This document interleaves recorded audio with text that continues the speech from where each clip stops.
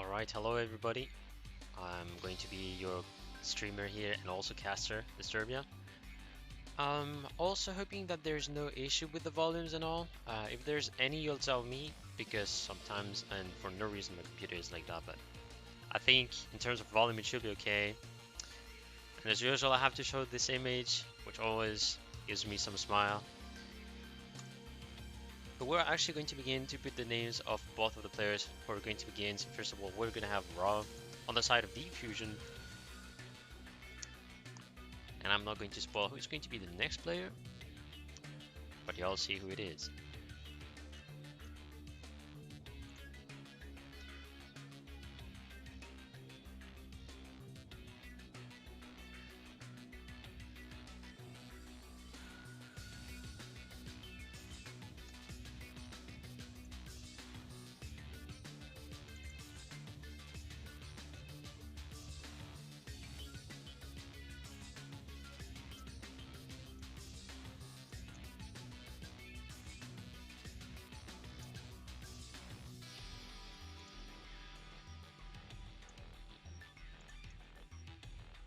Alright, just updating some little information just for fun. Alright, as you can see in the info box, new information. Now is definitively brother of Raw. Anyways, we're gonna have red eyes. So what I'm going to do is simple. We'll just begin watching this match, and I'm going to put the name of the player.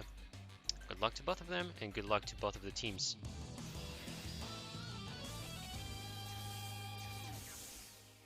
Also, it's the first time that I'm actually going to see both of the teams play, but I know both of the teams are really good for sure. And one thing I forgot, this is just an exception I do on Team Wars, and I keep forgetting, but it happens. It's to disable the voice and just go straight to it. Anyways, hope you enjoyed the matches and the duels that are going to happen. And okay, we have a huge beginning right now. Evilai on the side of Raw. And on the other side, I have no idea what deck it can be with Ishizu. I'm not going to lie. I'm not going to suppose it is Dark Magician by the way he's playing, so possibly Heroes. Alright, so he was able to normal summon Medusa, and then because there's Evilai, and I believe that's the condition, yes, he can special summon Basilius. So that is really an exception. First time that I'm actually seeing Evilai in the tournaments, but I mean, most of the new decks I guess are going to be played because I mean it's in the new box, so they're trying out the deck and its potential to see if it is really going to work out. Alright, so he has Senta Gorgonia, and then the effect of Gorgonia is if you have it in the graveyard, you can actually discard another card and then banish that equip card to add a spell or trap that lists Evilai, and you add it to the hand. So he decided to go with 2 set cards, and it is a win though, so I do guess it is Ritual Beast by the look of it.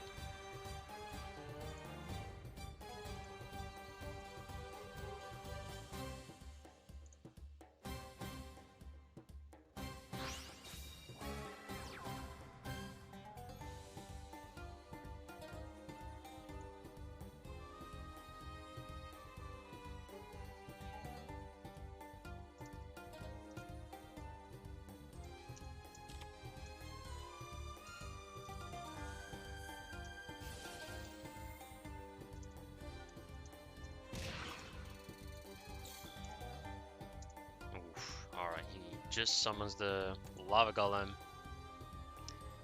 So attributing the 2 Evilai monsters. He'll need another monster or simply a way to remove that Lava Golem, but it's not going to be easy, sadly.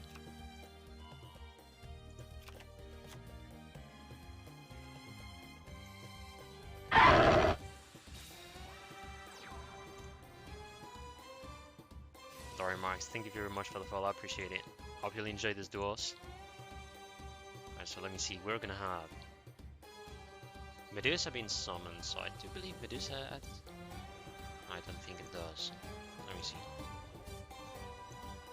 Yeah, alright, you just target one of the cards in your graveyard and you add it to the hand. So I do guess he's thinking if he wants to, in his graveyard, get one of the, let's say, equip cards, which is my guess here.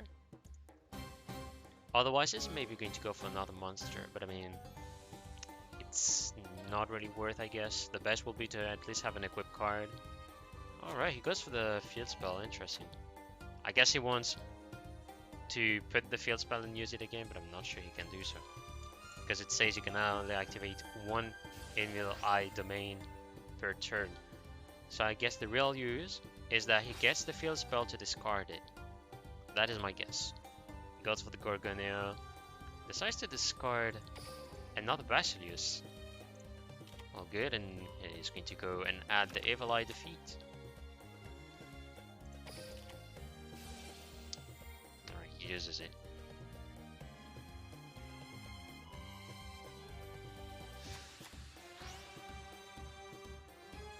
Alright, so he already wanted to go defensive, which I think is a good choice. I do still think that maybe the opponent has nothing. Alright. He did good on being patient with the... No, okay, that was bait. He played with the Tugal, he put it off just intentionally to be able to bait his opponent, but I mean, why not trying against that? And thank you very much for the follow cub. Alright, Herald of the Abyss. And he goes to remove... He wants to remove that Medusa. I mean, I'm sure he wants to at least make the opponent have a Lava Golem still, just so he gets and receives a lot of damage. I mean, this is intentional, but I'm quite surprised for that. Alright, so he goes for Medusa. Medusa being removed.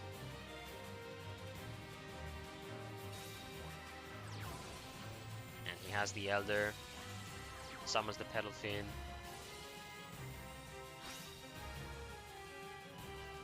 And indeed looks to get the Golem, Lava Golem back to his hand.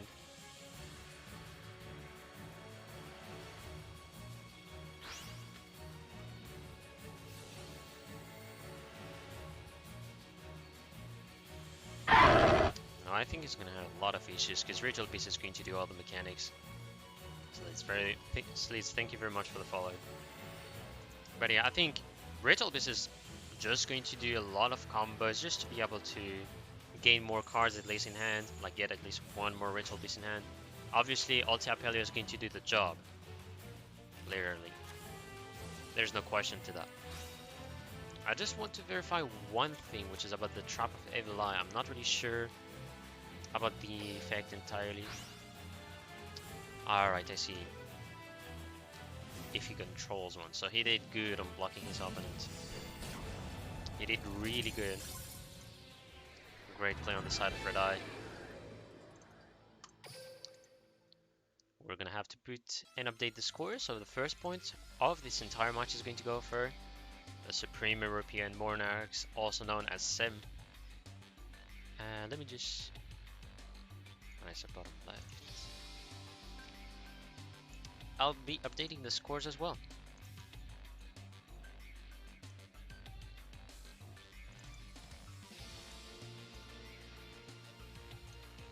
So now one thing that can happen is Diffusion can actually go for a rematch, or how shall I say, repeat with the deck. It's going to be up to the team.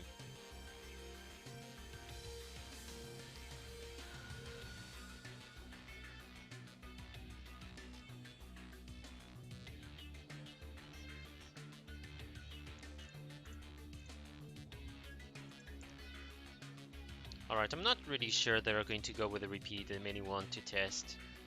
They called if they won, but I'm not sure they're going to do so. Mainly against Ritual Beast.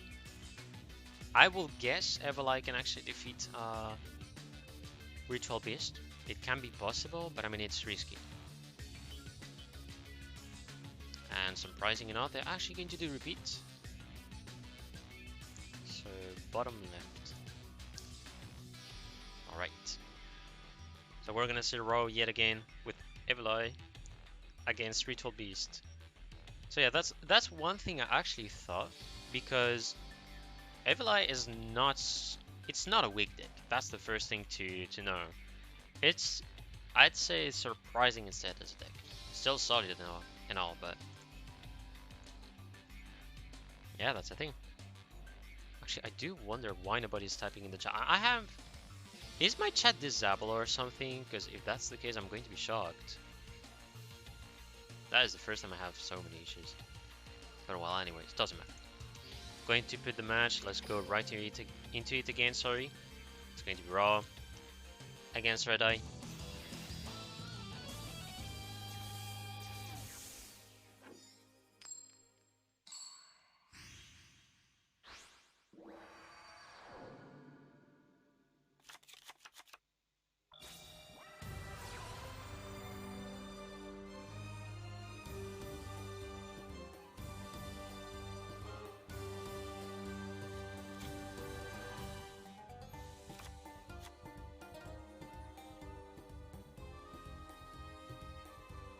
Alright, so this time we're going to have Ritual Beast. No, sorry. Evil Eye beginning. Yeah, I was thinking that it's not Ritual Beast turn normally. Alright, so he's going to do the classic combo. Has the field spell, and then Medusa and Basilius on the field. No, I think he's going to be able to search.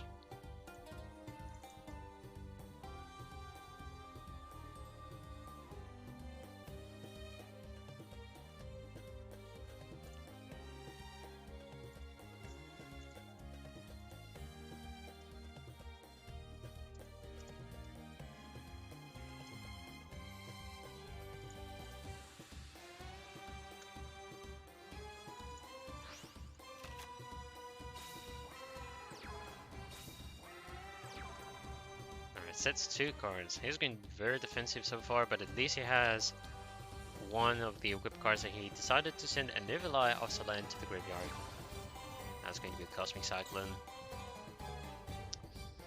It's going to be really perturbing. Also, it was a double Cyclone. I guess this double Cyclone was for the bait, and he guessed the top deck with Elder, but I do guess what he's going to do is wait for Elder, summoning another one. He's gonna have Rampengu. Does he want to send the cards back to the hand? Possibly. If he does so, he can maybe take some advantage. And yeah, that's what he does. He's going to be able to send one of the monsters back to the hand only. But this is going to be enough, as Elder is going to remain on the field. Doesn't have a lot of attack as well. He's going to be able to deal some damage. Yeah, exactly. Repeat from Raw. Some low ones. Erwin Von, thank you very much for the follow, I appreciate it. And also thank you both of you, because I was like, I know not everyone is going to be like speaking in the chat, like they like to watch the matches, you know? And PPJ, thank you very much for the follow as well. But like, I was scared because nobody is talking, and I was like, have I done something bad in my chat? Am I blocked by Twitch? Twitch is like, you're a bad streamer, you're just saying insults and anything, so what I'm going to do is just not let you speak and not let the viewer speak. So I was scared for that, but I'm assured no. Also, Drizzles, again, thank you for the follow. Good luck to your team, obviously. Alright, he's really going defensive here. And I do believe he... Talking about Red Eye, I do know he didn't know he'd use Seal Thompson. That was my guess, yeah. I was actually having a bit of doubts for that, but no. Everything is fine. Yeah, I've actually done the repeat. Raw repeat is done, actually, don't worry. There's... Oh no, actually, I guess you were just confirming that. You were just confirming, all good. He goes for another Elder.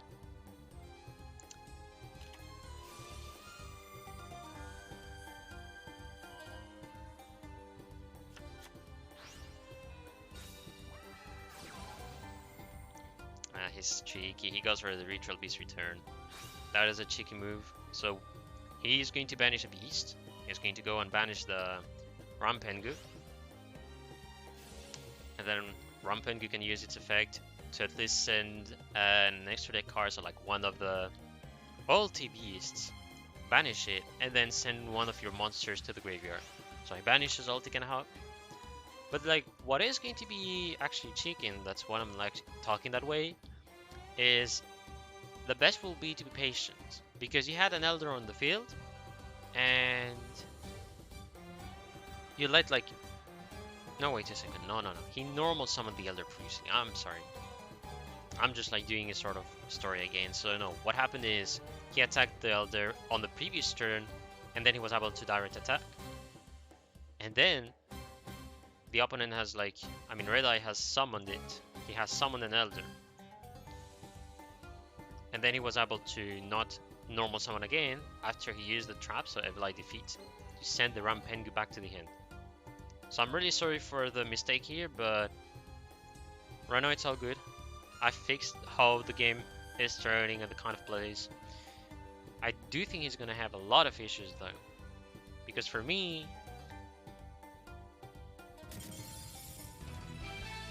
okay, no, if he gives up, that probably means he hasn't done, I'd say, correct extra deck, because generally if you do so, you should be able to, how should I say, get most of the monsters you want at least in the field, and how should I say, on the Esther deck you normally have 2 Ulti Hawks, so maybe he did not, and he wasted the Ulti Hawk, which can explain everything in that case.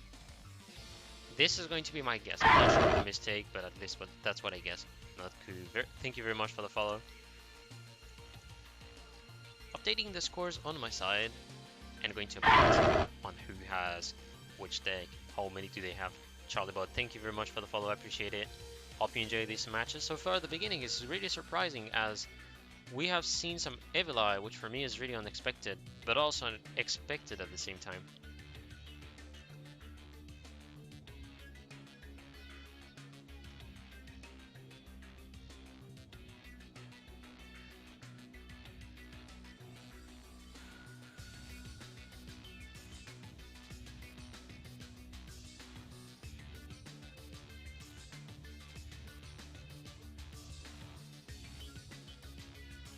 Alright, so now we're going to wait for the second deck on the side of Red Eye. Going to be interesting to see if Evil Eye is actually able to win again. Can he just bounce Field Spell on following turn and clear Rose board? I think that was my guess on what I said. I do think he didn't have a correct extra deck, because what happened is he summons the second Elder. So Elder allows you to normal summon another monster, and the other monster was a Rampengu, from what I remember. And then he uses Ritual Beast's Return. So what he does is he banishes the Rampengu to summon another one, and being able to do a fusion. But another issue, it was Rampengu using its effect, and you had the Ulti Hawk being banished. And if he didn't have a second one, I think he just made everything bad in the end. I think that was maybe the mistake. Like if he was playing, let's say, 3 Ulti Apelios, 2 Ulti Peltofin, and only 1 Ulti Hawk, I think this was a mistake. Obviously, I'm not sure. HPWZ, thank you very much for the follow. I appreciate it. So he's going to go with a classic. He's going to go with Shiranui. Let's go right into it.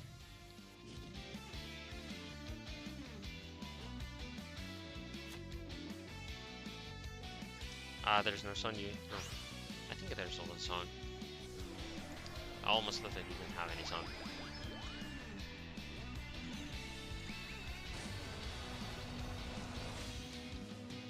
Alright, so he's going to go for Shogun Saga. Draws, discard the Squire. So he has 2 monsters at least in the graveyard and has only 1 back row. Is it going to be enough for Red Eye?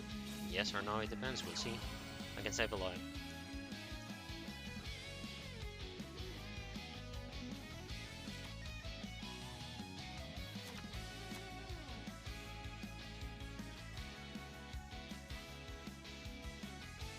Alright, so he activates the field spell, adds himself a Medusa. There's going to be a Floodgate on the Medusa.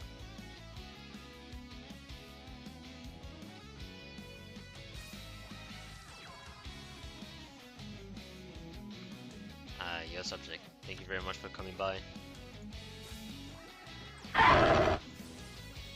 Furkan, thank you very much for the follow. Hope you enjoyed this match between Sam against Diffusion. Alright, I think he's going to go for Sun Saga. Because you know he just needs to destroy the monster, and I do think he has the win. The reason why is because of the set card, which is surely the trap of Evil Eye. And I'm not sure it's going to be enough for defense.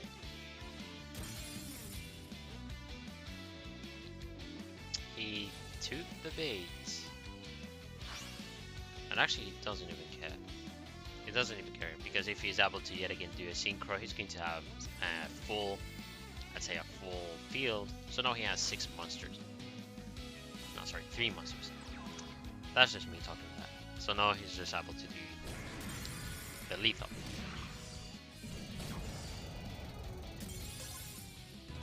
But at least one thing we'll remember is that Raw tried with Evil Eye and at least got 1 win. So it is pretty good. But yeah, Evil Eye, I don't think it is, I'd say that's solid. I do think it is quite hard to build a deck and also play around with it. But that was a good try on the side of Raw, giving at least 1 victory to his team. So far we're going to have SEM with 2 points, Diffusion with 1. I'm going to update the scores on my side, and we'll see which player is going to join on the side of Diffusion. Sorry, 2.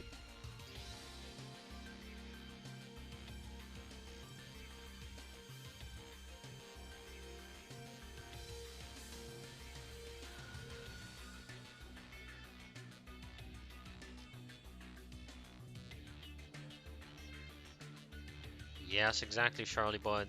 As you've seen, Raw is the brother of now. It's pretty amazing, isn't it?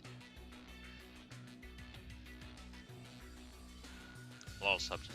Good luck getting friends here. They're all like him competitive, so yeah.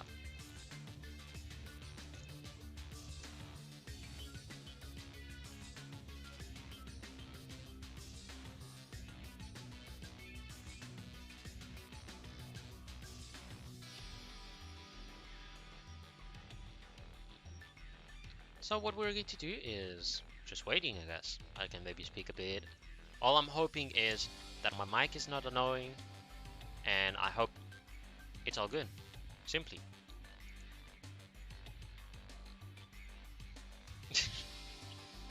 Oh, good subject. Yeah, you can rock some of the competitive decks or just meta decks.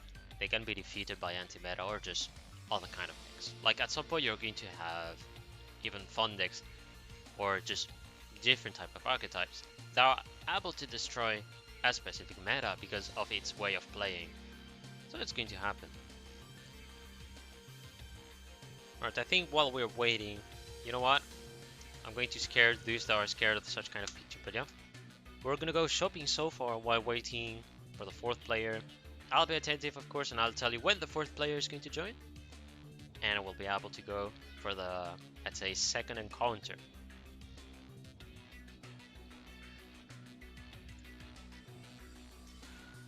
Aura Mage is a good deck. Aura Mage is definitively a competitive deck for sure.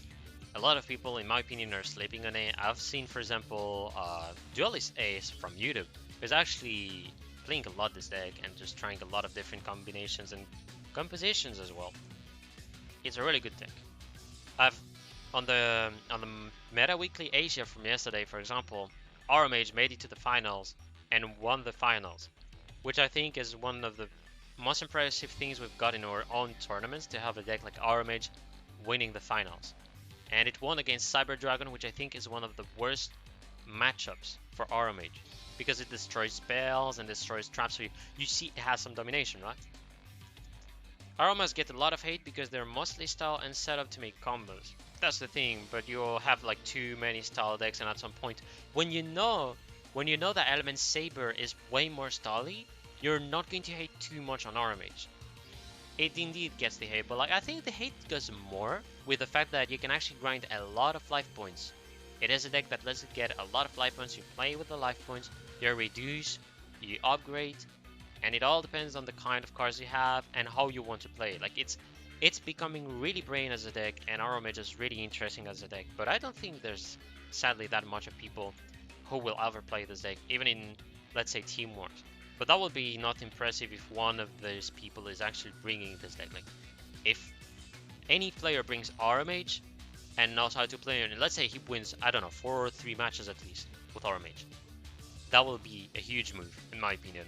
Like, even bigger than if you had a player getting for the team, let's say, 10 wins with a deck like Crystron, with a deck like here, I don't know. anything that is around meta. Because Aramid is a very interesting deck, still. There's like a lot of ways you can actually build it as well. And we're gonna have, no, we have the Brother of Ra.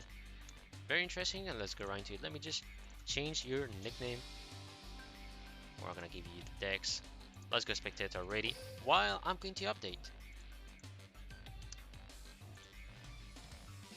Imagine running Ra on modern armors.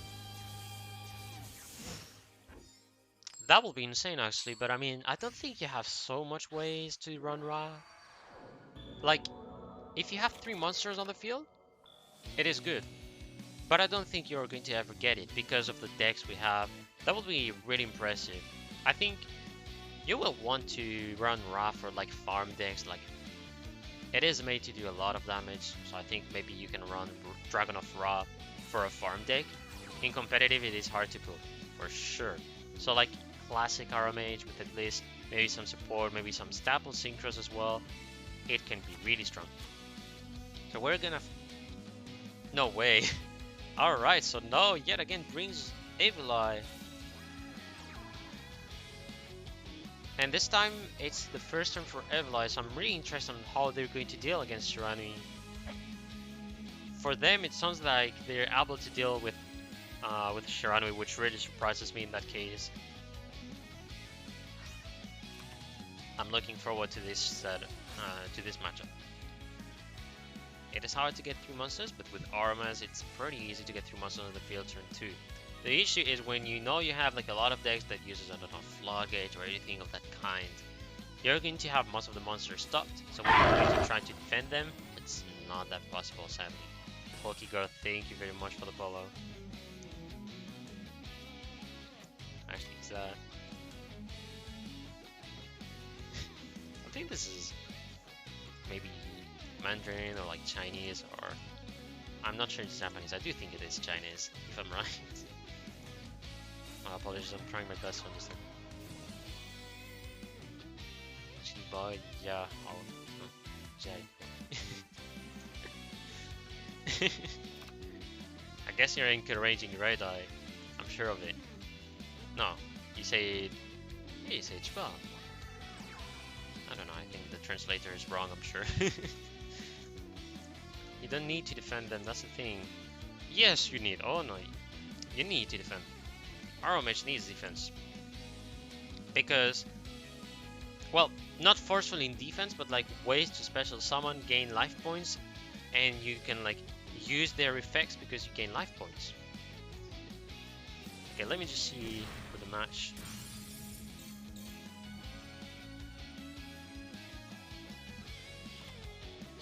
The effect of Evil Eye Domain activates on damage deck. Sorry, I'm going to be reading the effect actually, so thank you very much for the follow and direct kicks you.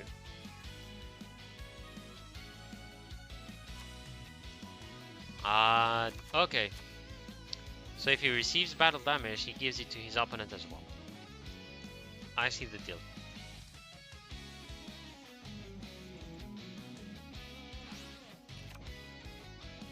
Also, Erwin, one thing I want you to know, because I think not a lot of people know, any language is allowed. Like, I love to see the diversity, and I love to see people encouraging their own teammates. I prefer that over like people forcefully speaking English. Otherwise, you use translator, but I'm not forcing him. And Lumia, thank you very much for the follow as well. Hope you enjoyed these matches. So far, we got 3 Evil Eye duels. No, well, yes, we got 3 Evil Eye duels, and this one is the 4th. So we're gonna have Fiendish Chain, which is going to lock Medusa. But really spicy so far. I don't know if he's going to have enough to defend himself. Yeah, that's exactly it, Derek. Like when I was using the translator to understand what they mean, and I realized that the translators traduce it as Chibao, and I'm like, what? What is Chibao? And in the end, I'm like, no, they have to be cheering on Red Eye. It can only be that. No worries.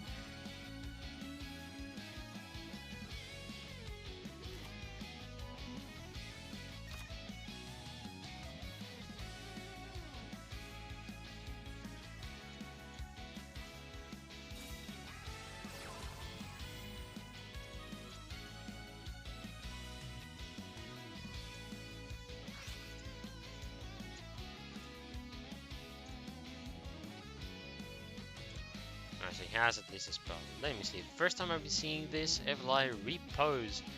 So when you activate this card, you can banish an Evileye card from your graveyard, draw a card, which is going to be helpful to him. Once per turn, after damage calculation, if your Evileye monster equipped with Evileye of Selene attacked an opponent's monster, you can banish that opponent's monster. If this card in the spell and trap zone is destroyed by card effect, you can target up to 3 of your banished Evileye, return them to the graveyard. You can only activate this once per turn. Alright, so he went for the tuner first of all, which I think is a good choice. I mean, he cannot destroy Squire, but having the tuner in the graveyard and force his opponent to have nothing to put in the graveyard yet is nice. Unless he gets the Solitaire, which is going to help a lot Red Eye. And yet again, I'm speaking too much, but I read the strategy and I read the field.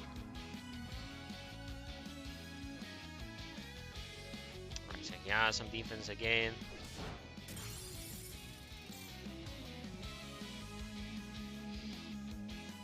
He didn't even use the effect of Solitaire? I'm surprised. I thought he was going to go for the effect of Solitaire in that case. Why? And then there's the double Cyclone to at least... I think he's going to destroy... No, he goes for the field spell. Alright, so when the field spell is destroyed, he can add himself the Medusa. And I think he's going to abuse of the continuous spell as well. But I think what he's looking for is to activate when he gets an equipped card. But this is effect activates. He goes for the Evileye Defeat. He activates Evileye of Selene.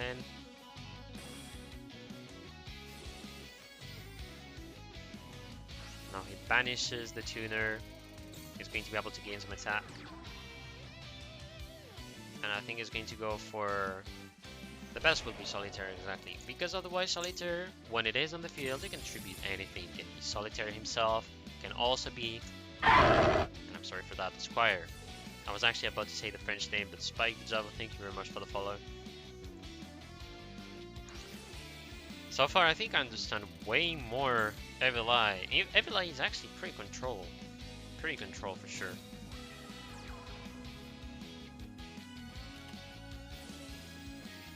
Ah, okay, that's what Shiba means. Well, thank you, Spike. Foot Trauma, thank you very much for the follow. A lot of people cheering on Red Eye. More control again on the side of Na. And now is actually going to gain this duel.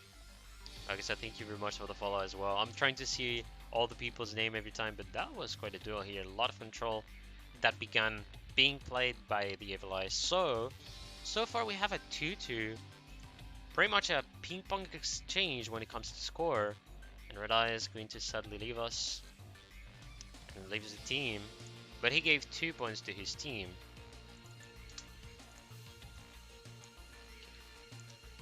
I'm going to cancel that. I'm going to update instead the scores of the team.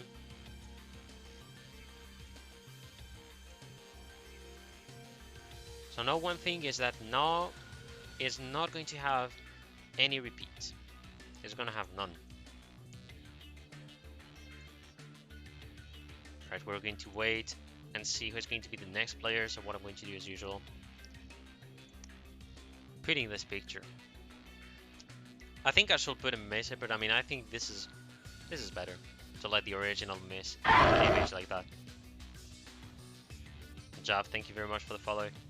So what we're doing is simply waiting for the opponent of Na. So we're waiting for one of the SEM players, so one of the Supreme European Monarchs.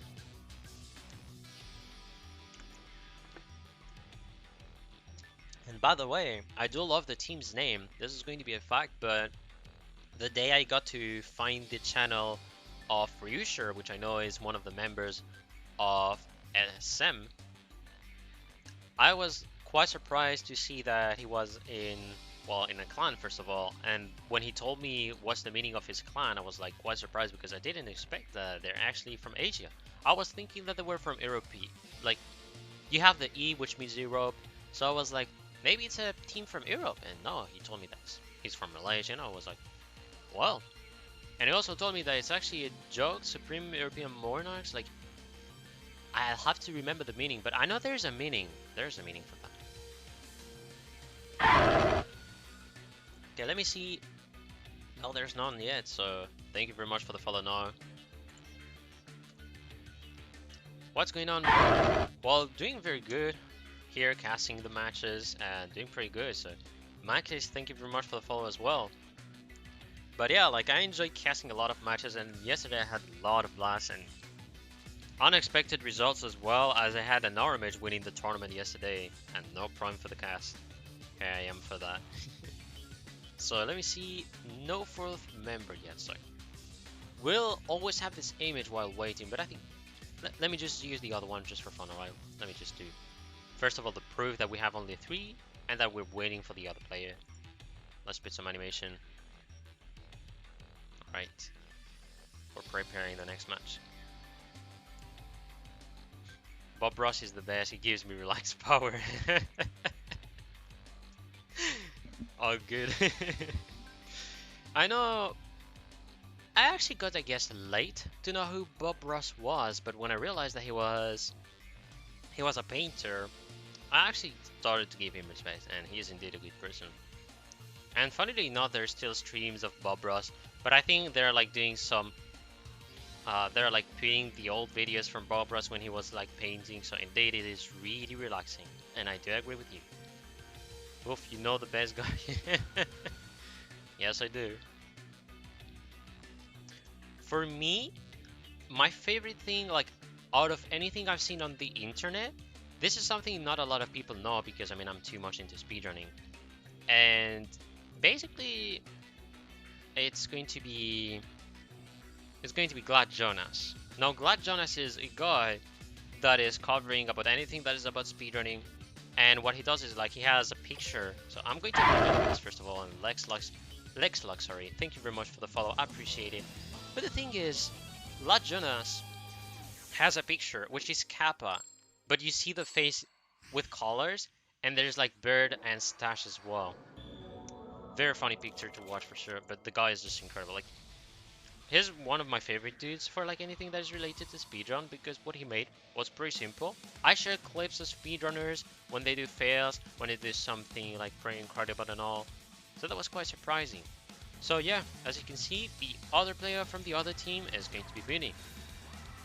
And it's Cyber Dragon for sure, looking at this kind of start. 3 back row and 1 monster only. That is a good turn to defend yourself. I don't know how Evli is going to deal against Cyber Dragon, but we'll see. It's like ritual to look at him for anyone. Yeah. Alright. So I wonder what's going to happen, but we'll see.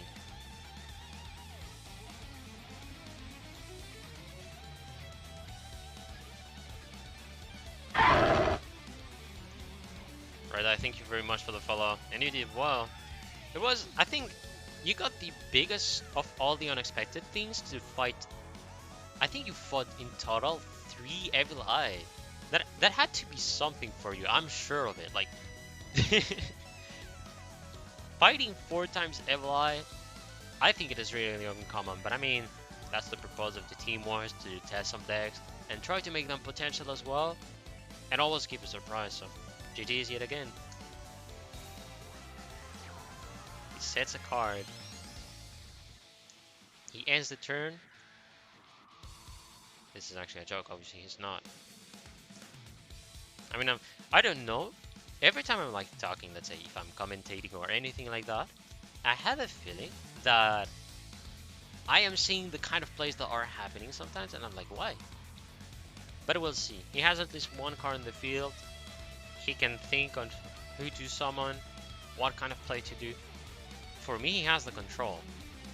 I mean, the opponent cannot do summons. He probably has the Cosmic Cyclone indeed. I mean, it's going to happen, and I think no one knows it, but we'll see. I have no clue, but I know one of these cards will be a Cosmic Cyclone, because you play Cyber Dragons. You want to play fast? That is how it is.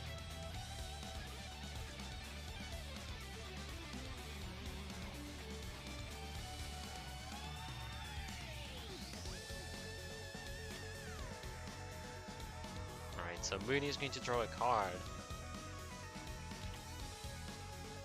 And indeed, he flips up. It was a Cyber Dragon Deer. It's a pretty common thing actually, because... And he goes for the Cosmic Cyclone this turn. So Gorgonia was banished.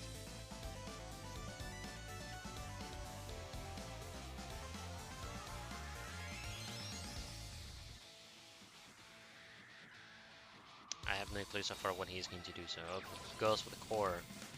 He is actually having a good hand. And will have anything useful for fusions? I think he can also try and take his time and do another fusion next. Otherwise he does run off in case he wants to destroy the spell. But he has a lethal. He has completely lethal. Takes more damage again. And it's going to be over for the Evil-Eye. Mooney takes the win with Cyber Dragon. And we'll update the scores.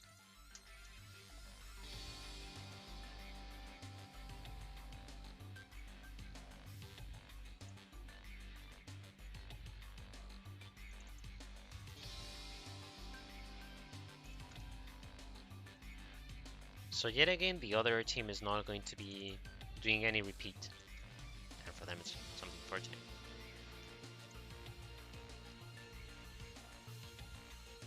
Alright, so we're going to be waiting on which deck No is going to be using. And as expected, it's going to be tight. It's going to be tight. I think there's going to be a lot of back and forth by the looks of it.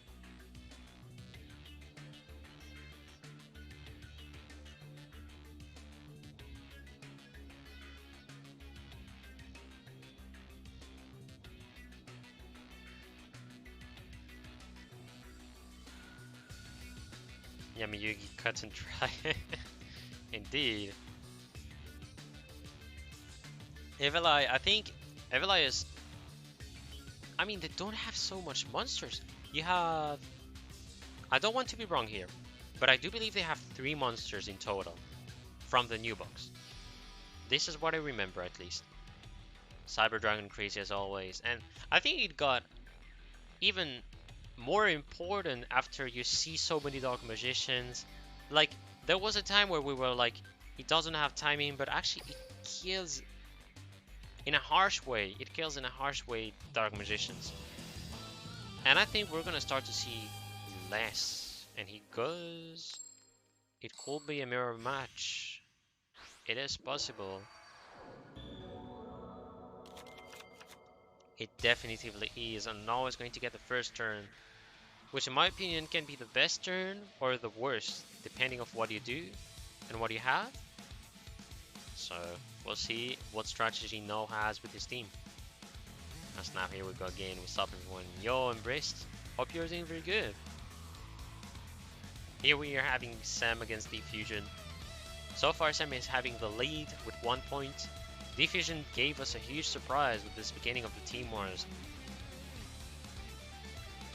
I actually have no idea which skills they used, but I do believe it was Destiny Draw, because I mean they used Yamiyugi. Sora Reda, thank you very much for the follow. I'm sure this is the second account. Like, there's 2 Red-Eye. Let's be honest. That's the second account, right? I mean, I've seen Red-Eye God, and then there is Sora Red-Eye. Or maybe that's the true Red-Eye icon, so one of the 2.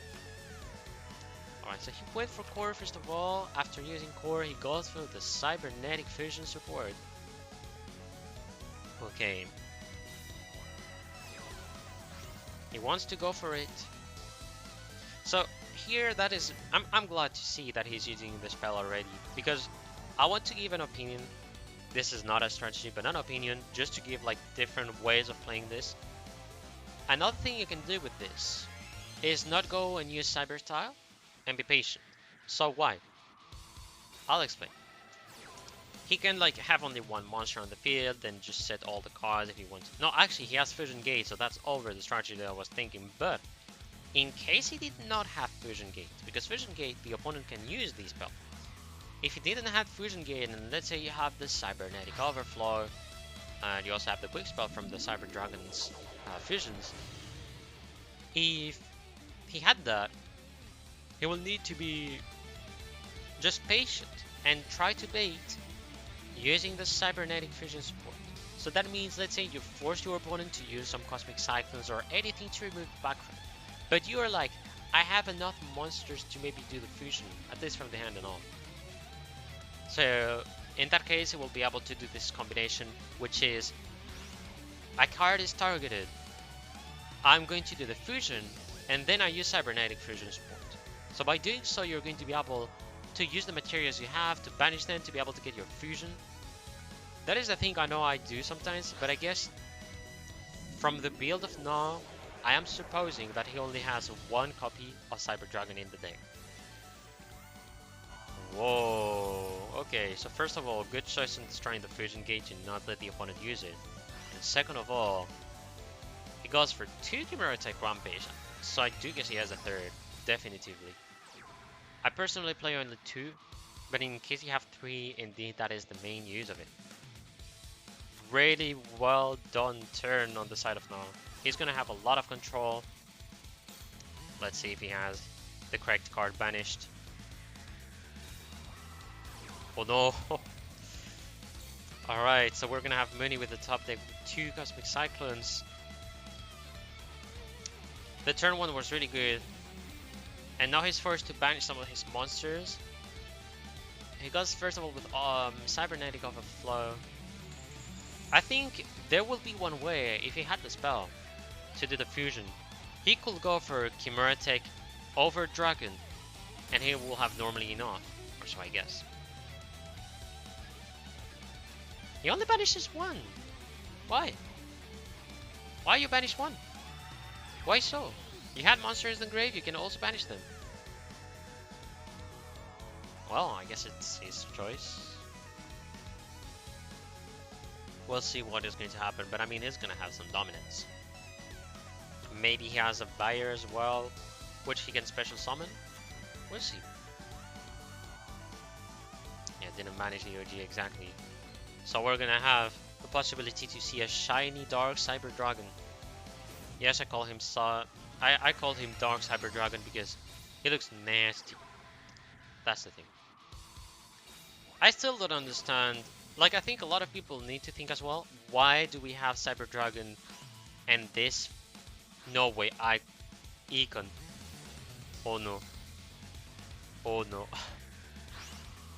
Oh, that is nasty. That is really nasty. Oh, that really hurts. That really hurts to see. That was a mad lad Econ. We're probably going to end the chain that began in this Team Wars. The 4th point goes to SEM. So, now is removed from the match. We'll have to see which of the 3 players is able to play and who is going to join.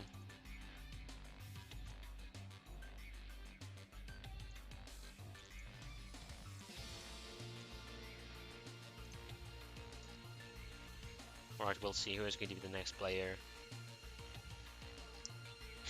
NTR. Oh man. I don't know why you picked NTR, but okay.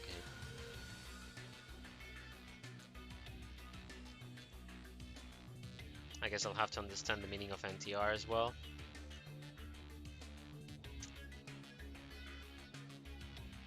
So right now we're going to wait for the next player on Diffusion.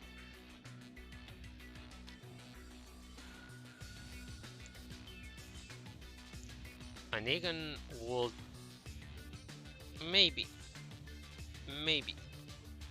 I mean, yes, if he does use an Econ, tributes a monster to be able to do something, you can do so as well to gain one of his monster.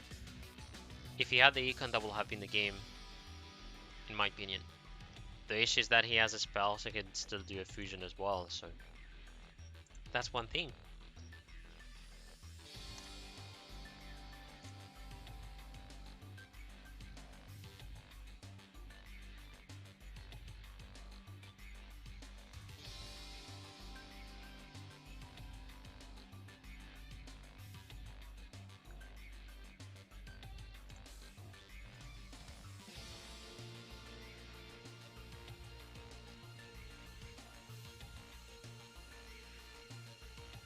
right? People put NTR, me trying to understand, are you talking about Netorare? Because I'm sure it's not. It's not Netorare.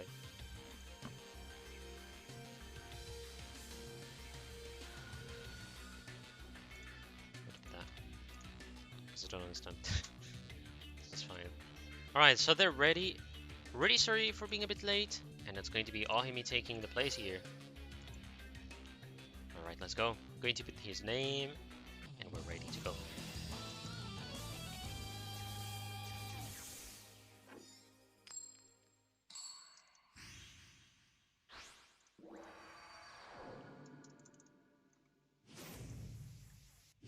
Ooh, we're going to see some Christian right off the bat.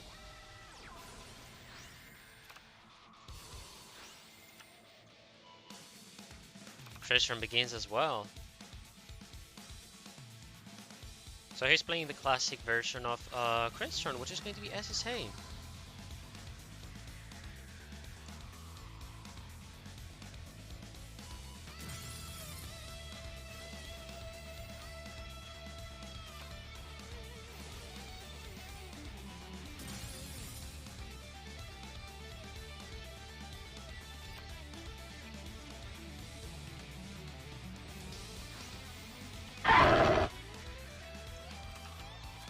Thank you, Nug, for the follow. So, good build at the start of Christian. And interesting, he went for Price Yordle instead of Rosenix. So, I actually do think that's a good choice, mainly against Cyber Dragon, because Rosenix is really good in case you want to do acquiring Gandrax as quick as possible.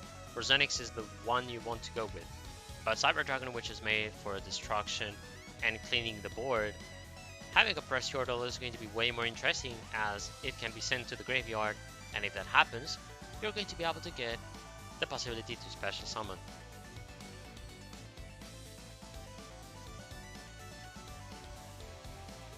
God hands like no tomorrow.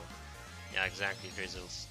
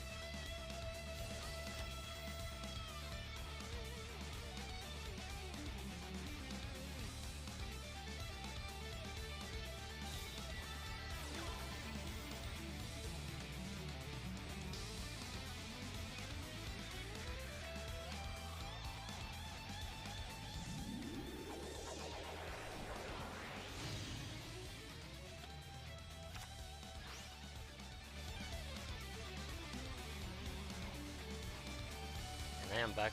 Very sorry for no commentary. I had some urgency to do. I went with the Cyber Twin Dragon, which is able to destroy the Ametrix. But then he special summons the Soft Veneer, which is a clever choice. He's probably thinking of stopping the attack and not let him getting another monster, maybe being able to do another synchro.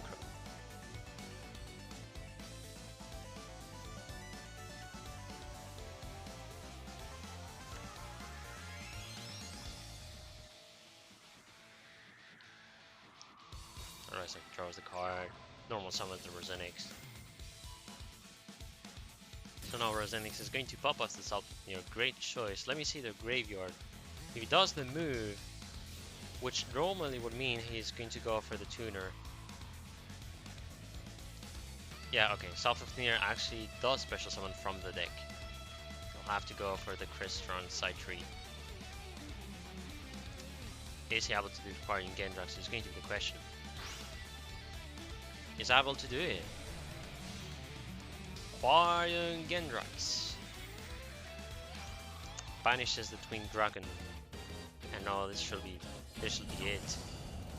Ohim is going to take the win against Cyber Dragon. Ohim is still getting a point for his team. It's going to be 4-3. Now we're gonna have no more Cyber Dragon on the side of Mooney. He has to change to another deck.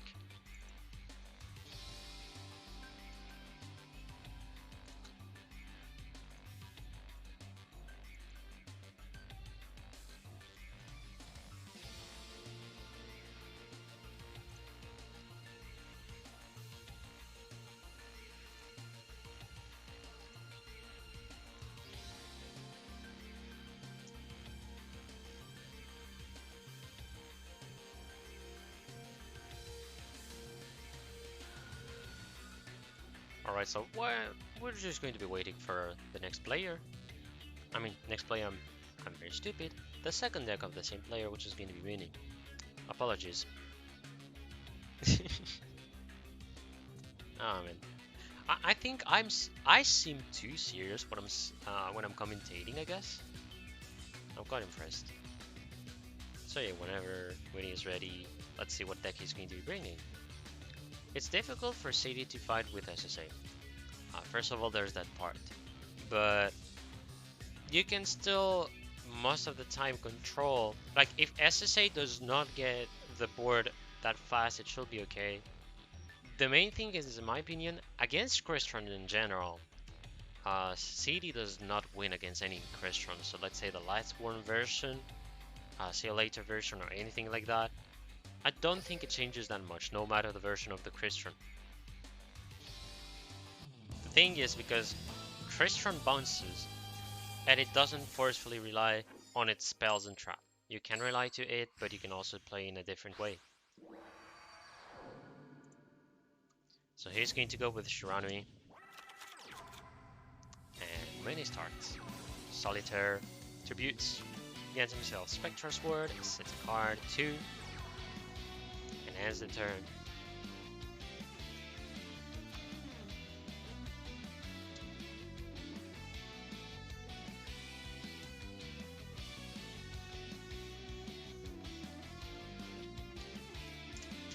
I think the issue will be that he has to play in a clever way and not go for tuners. He'll have to play, how should I say, to get himself...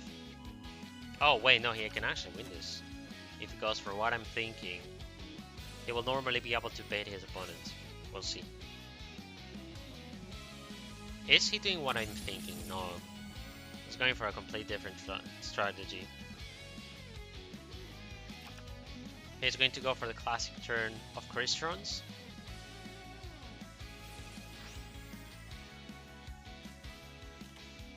So one thing I was thinking is he could have done Salfafnir to then destroy the Gen X. But actually I forgot that he cannot special summon any Crystron after. So he goes, destroys the Umi.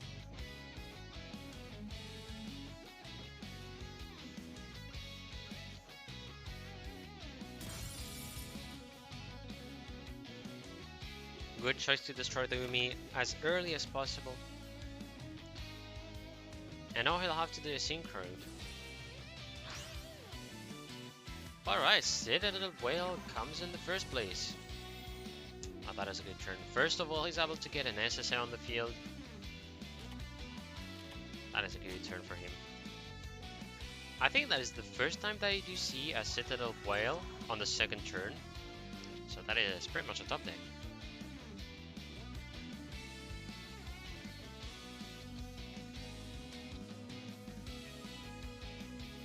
Alright, he's going to attack the tuner. Going to the front with it.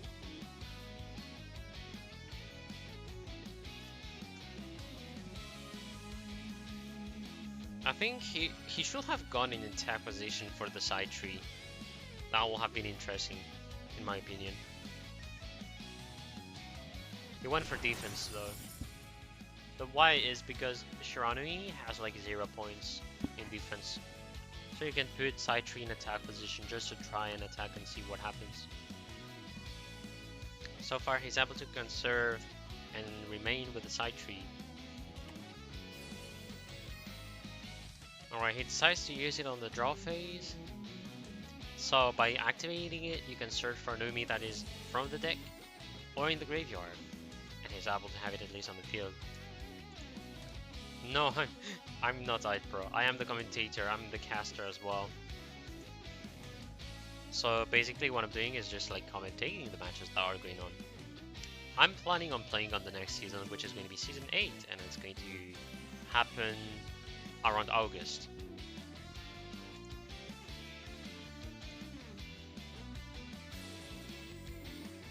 Alright, he's going for the synchro.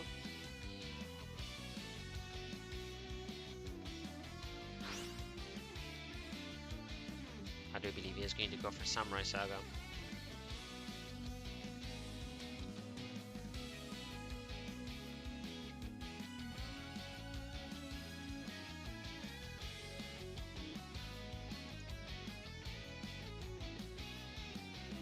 Yeah, I think Team Wars always has like this interesting format. Another format a lot of people, and I think this is more accessible, it's going to be Clan Wars.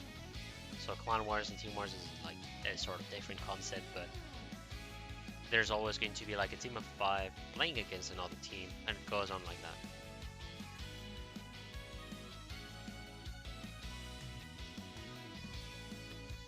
Alright, so they decided to go with Arcfiend's Zombie Skull. By the effect of Solitaire, he is going to get yet again the tuner.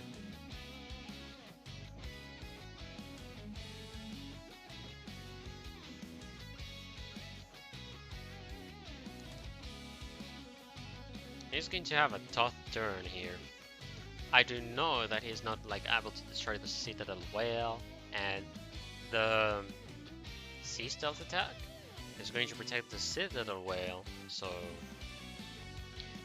going to be quite tough here for him. Sets a card in defense, sets another card, and I think he's going to skip the turn here. That is indeed a hard kill. He goes and tries for the attack, gets himself a side tree, being attacked, forcing the opponent to use a synchro, and goes for Amatrix.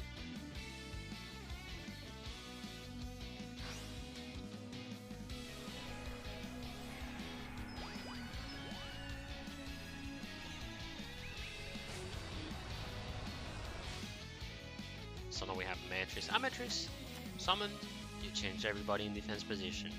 Never attack. That will be interesting though, to get like another, I'd say, extra deck card, which says, when I'm summoned, I change the position of most of the monsters. Oof. Oh, that is a good Crystal Impact here. This is going to put everybody's defense to 0. Another thing is, he could go for Black Rose Dragon, but I'm sure he's not going to go for that strategy. Otherwise, he'd be banishing like the Citadel Whale, and I don't think it's interesting. I mean, stealth attack will be destroyed, so. Alright, goes for the Tizer, first of all.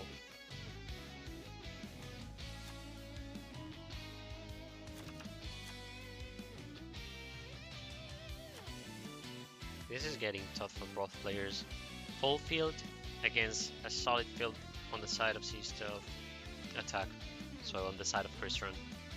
Let's see what Ahim is going to do against Muni. First attack going against the Arc Fiend. A Ballista Squad is being used. Oh, he goes for the Umi. And now his stealth attack is going to banish one of the monsters, which is normally the Citadel Whale, I believe. No, he goes to the Side Tree instead. Oh, the timing. Oh, that is done perfectly. That is done perfectly. 2 Ballista, which is going to negate all of the things that happened. So he is forced to be waiting. And not only that, but you're going to have Side Tree banished forever. Because you banish with Sea Stealth attack, and I do believe it doesn't go back. Maybe it goes back? I think it does in the unit phase. Yeah, I think it does. He actually needs to destroy the Arc Fiend, but if he does, he's knowing that he's going to give him the possibility to do Shogun Saga. And if Shogun Saga comes, it attacks the Side Tree, and it is over. He went for the attack. And that is going to be over. Almost. No, it actually is. It is over because he cannot get the Umi back. And if you don't have Umi, the trap cannot be used. So, okay, he's going to do a lot of the synchros. He just goes to the Samurai Saga for the sake of it. Solitaire special summons. He gets himself the Shogun Saga. And after Shogun Saga, you're going to have some Saga, destroying cards. But he doesn't even need to go. It doesn't even need to go for like Sun Saga in my opinion. So first of all, Shogun Saga banishes the Synchro and just need to attack Side Tree. And it's going to be game. It's going to be game. I think if he had Side Tree in defense still, that will have been way more fine. Otherwise, you go for a Synchro. And an interesting thing will happen to do the Black Rose Dragon, because you can force the opponent to have nothing on the field. And maybe you can try to just set more cards to defend yourself. Yeah, I'm sure he had some cards to defend himself. But he decided and go for the Letha or just destroy most of the monsters. So here, in my opinion, that was a big mistake to put Crystron Side Tree in attack. So we're gonna have Ohimi having 1 defeat. At least he got 1 so far. Mooney gets the 3rd or 4th? No, 3rd indeed. And let me just change the scores as well.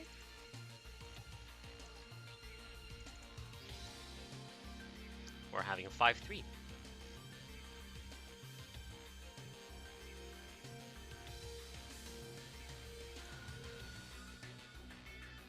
Alright, so let's see what kind of decks they're going to be bringing.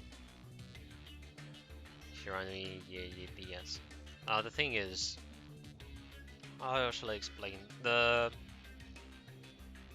Shirani just played, I guess, in a clever way, but also had the cards needed. In the first step, you had the 2 Ballistas. The 2 Ballistas are able to destroy the Umi. You destroy Umi, SSA is useless. And that is the real weakness of the version of SSA for Crystron. The second, and I think this is the biggest one, Side Tree in attack position. That was pure suicide. And having the 3 monsters on the field, you give the win to your opponent. So Shogun Saga only needed, he just needs to attack with that. And that's it. So let me see if Ohimi is ready. He'll have to think wisely against Rani, but maybe not. He can also go for the mirror match, which is another possibility. And mirror matches are never that bad. They can still try, and it's pretty nice.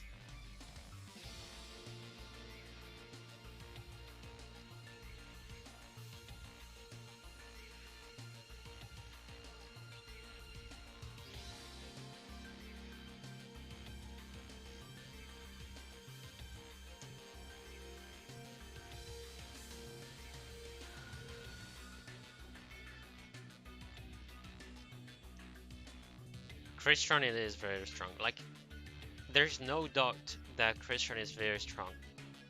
It's always going to be strong, I think, Guide Pro. If they ever get touched by Konami, they decide to reduce or just nerf some of the cards, they will probably not touch the ones from the archetype, and they will go for the, I'd say, special versions like Lightsworn, or you can also have SSA. I think they will go for these versions because the normal Christian, you can actually still play it. They're not playing it because like Lightsworn, you go and you get the cards fast in the graveyard. SSA, you get a lot of defense. So I don't know, they will probably touch these versions. Not sure for SSA though. But the classic Christian, it is not going to be touched. If it is, they destroy the deck. So Ohimi goes with Black Wings. Dante, thank you very much for the follow. Already a Lancer. Lancer right off the bat in turn 1. So he was supposing that ban Solfafnir. I don't want Solfafnir to be banned. If Solfafnir is banned, Dantic, I'm never gonna have fun again. It's the best name in any card I've ever read in my life. Like seriously, Solfafnir is just funny to pronounce it. So that Lancer, which I wanted to come back with it, I like the fact that it's done in turn 1 because if he didn't really have the... I forgot the name of the card. If he didn't have Simoon, that is not going to be a bad thing.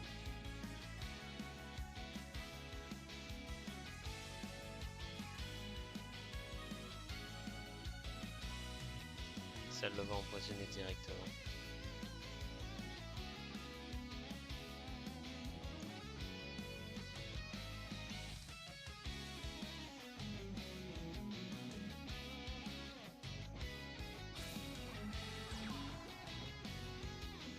Alright, he normal summons the Zephyros, then gets the Gale.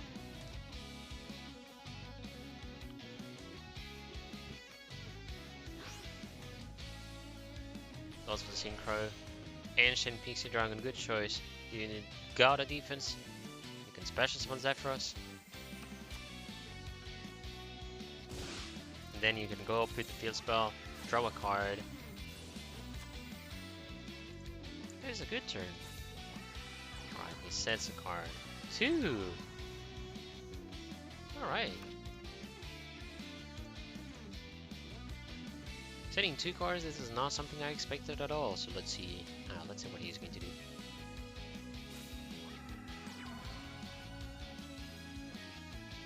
Solitaire.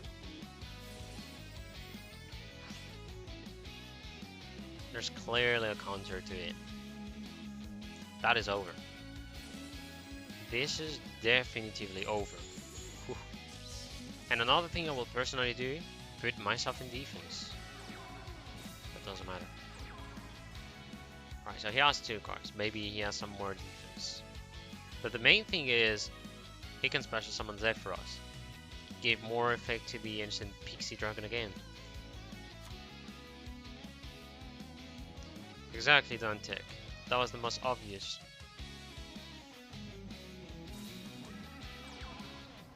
He also doesn't really need to use the effect of Solitaire every time. Another thing he can do is just use the traps or spells, but it depends on what he had as well.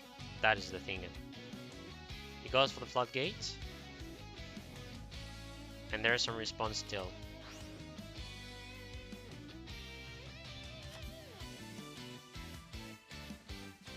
He goes only for the attack, doesn't want to use the effect of Zephyros yet.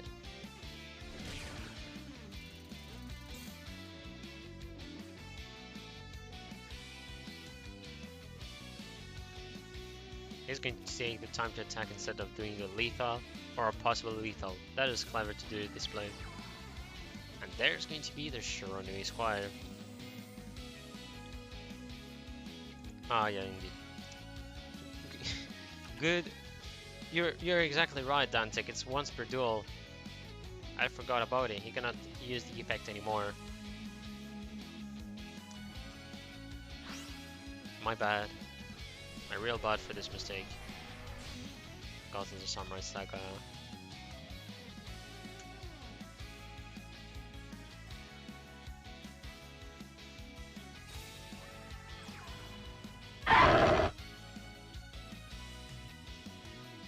And Raphael, thank you very much for the follow. goes, destroys the ancient pixie dragon. And there's the obvious cosmic cyclone, which is going to banish the card on the left. No, I guess not.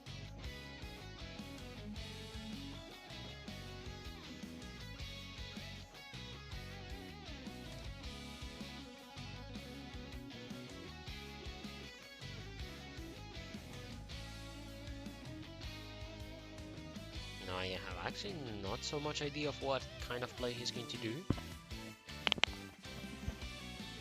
So I have a lot of doubts so far. Sure, new players always top deck square, but they have 3 cups as well, so goes in defense.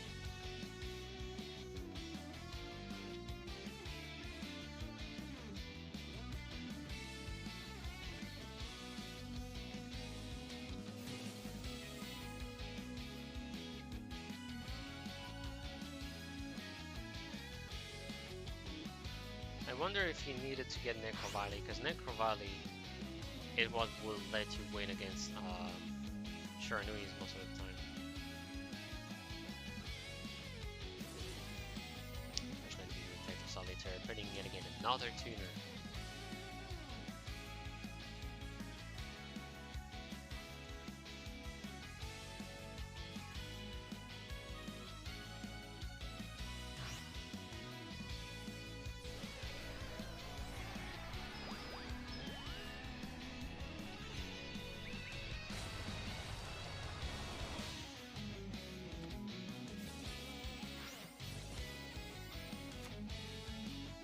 He went for the Shogun Saga here. Has a Solitaire again. So he's basically able to do a tribute of himself to get another tuner. What an insane turn.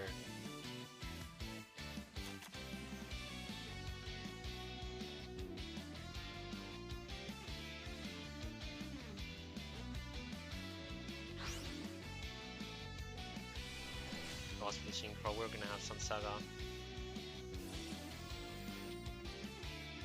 There's still a response on the side of Ohimi, but we don't know what card it is.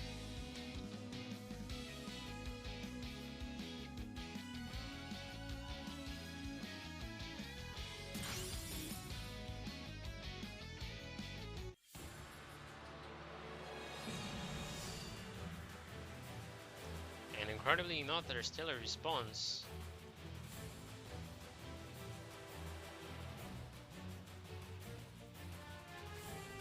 Okay, I actually have no idea what kind of card he has behind.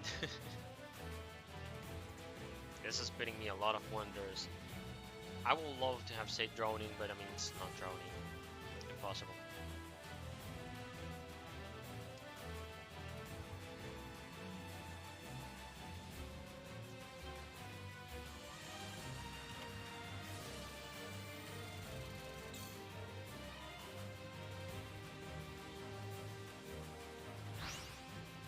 Was a Cosmic Cyclone anomaly, so nothing at all. It's going to be the defeat for Ohimi, and it's going to be the point for Muni. Alright, let me put number 6, and we're gonna update the scores of both teams.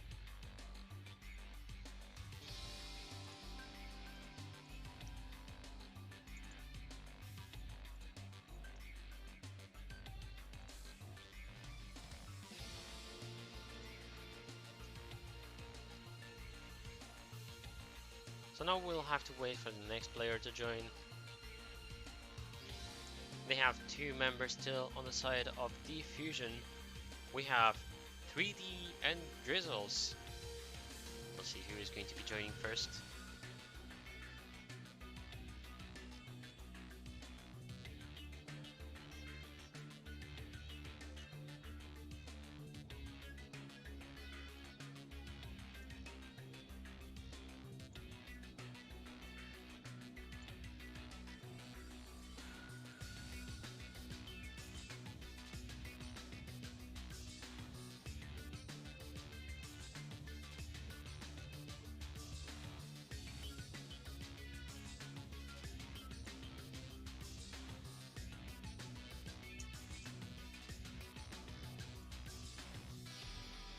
So as usual, Shrony still a very good deck.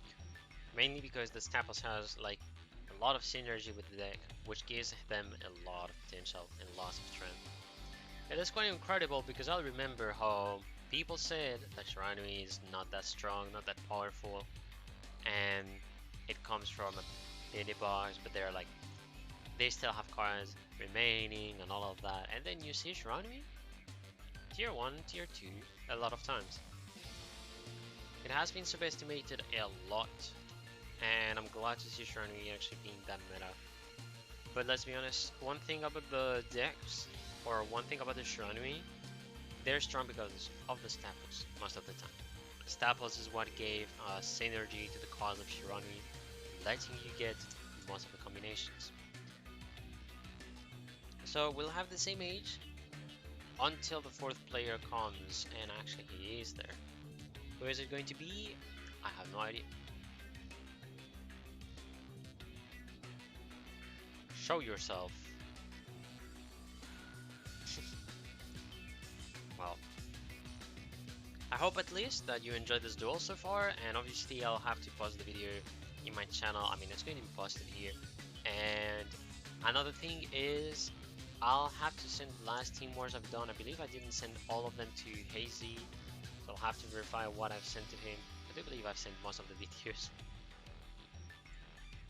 So we have at least the other players so far. Let me just verify who it is, because I think I'm gonna start preparing myself.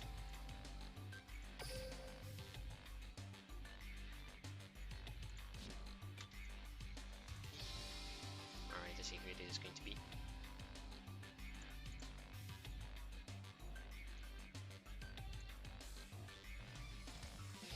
So hopefully everyone is at least doing a break while waiting for the next player. That is what I always recommend, even if you're like watching a Team Wars or watching a stream, to work or just take some break. It's always going to be important to do so.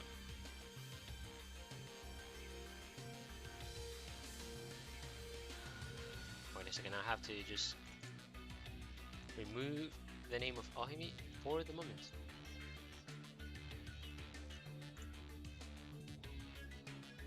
Alright, he's up there. We're gonna have Drizzles. So let's see how is the man going to carry his team. He's still able to come back, or at least give like 3 wins to the team, 3 wins should be fine. To give some breath. 4 is the ideal, I guess. So let's see what's going to happen. Good luck to both players again, good luck to both teams. Everything can happen during this team war. He's going with Ishizu. Alright. So I will guess it's going to be Hero or Dark Magician. Dark Magician can be actually a good setup indeed against Shriny. The issue will be the timing.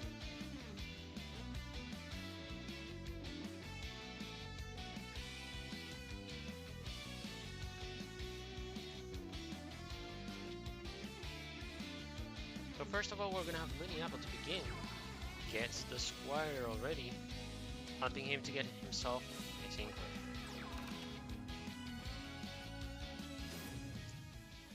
Okay, he is going for Shogun Saga. I did not expect it. I thought it was going to be level augmentation, but it is level duplication. So he's going to do the Shogun Saga, and I believe set some cards or 1, and then he ends the turn. And after that, banishes the Squire, adds a card, discards a monster most of the time. Otherwise, it can also be a spell trap that he finds useless against the other archetype. But it also depends on if he didn't get what he wants, he's gonna have some problems.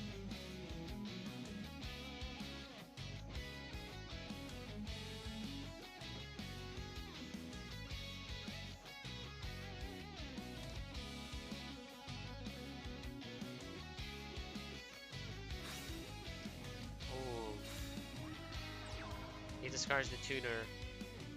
I guess he didn't have a choice by doing this move. So we'll see what is going to happen. It's the turn of Drizzles. Okay, the Cosmic Siphon already.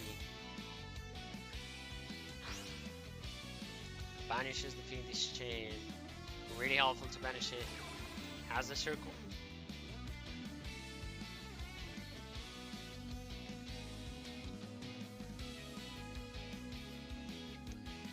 Does he have one of the cards he needs? Otherwise, that means it's a no, and he'll have to actually discard one of the cards. Well, I mean, not discard, sorry. Put the 3 cards that you actually see by the effect of the circle. Put the 3 cards that you see back to the deck. And you're sadly not going to draw any cards. But I think because he's thinking a lot, he's actually thinking which card to get and add to the hand. That is the possibilities. Otherwise, he's thinking of the order to put for the cards that he's checking on. So he does good to take the time because he'll need to think wisely which card is truly going to help him on the next turn. He has to think for what's happening on the next turn. And he doesn't have a choice.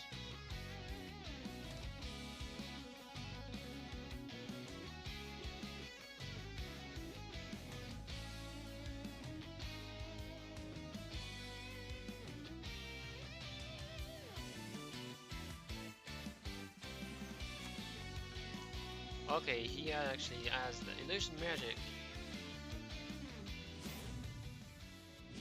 I do think he has the setup for that. Goes already for the Silk Tomes. Has a Kaiku, goes to the illusion magic.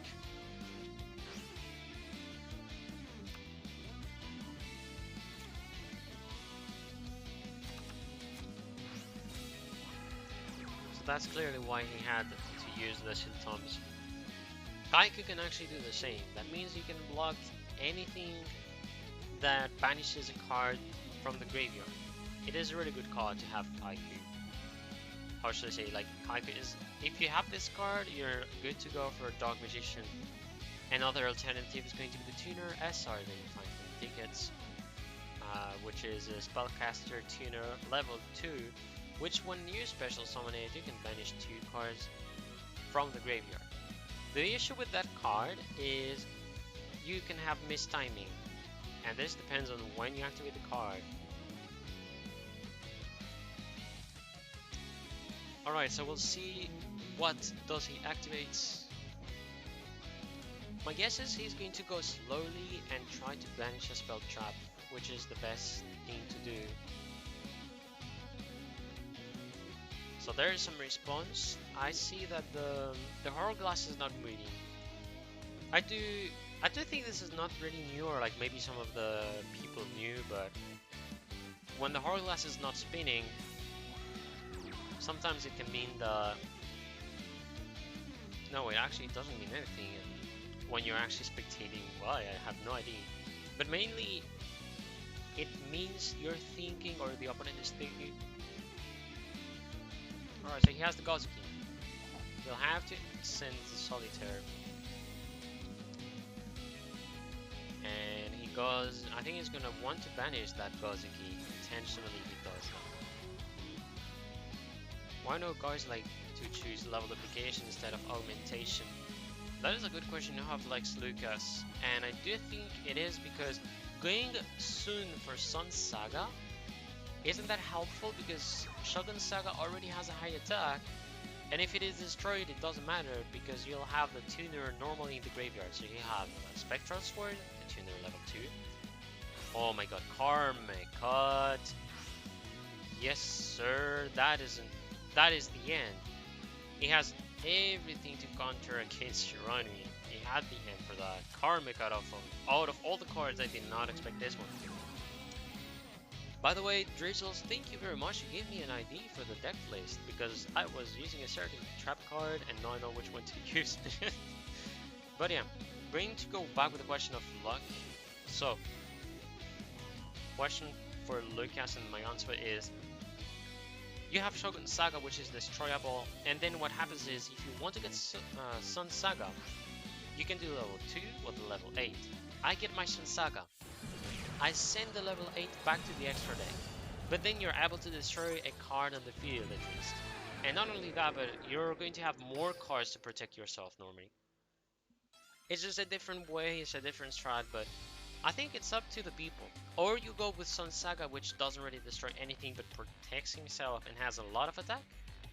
Otherwise, you go with that different strategy by using the level duplication in order to be able to do a synchro and then a second one the next turn. First of all, we're gonna have Rooney leaving us. And then for the scores, first victory goes for Drizzles. So yet again, we have nobody using the repeat.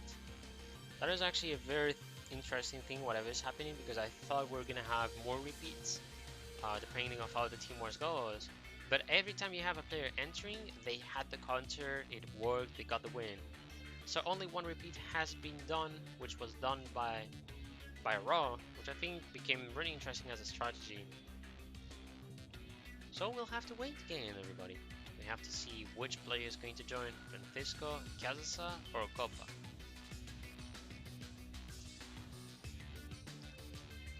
I mean, level augmentation it has its strategy, and then you have... What is this logo? What is this icon? What is this icon? I've never seen this one before. Let me just put the name here first. It's going to be Casasa, but I've never seen that before. Never. That's a big surprise. We'll see what deck Casasa has against Drizzles.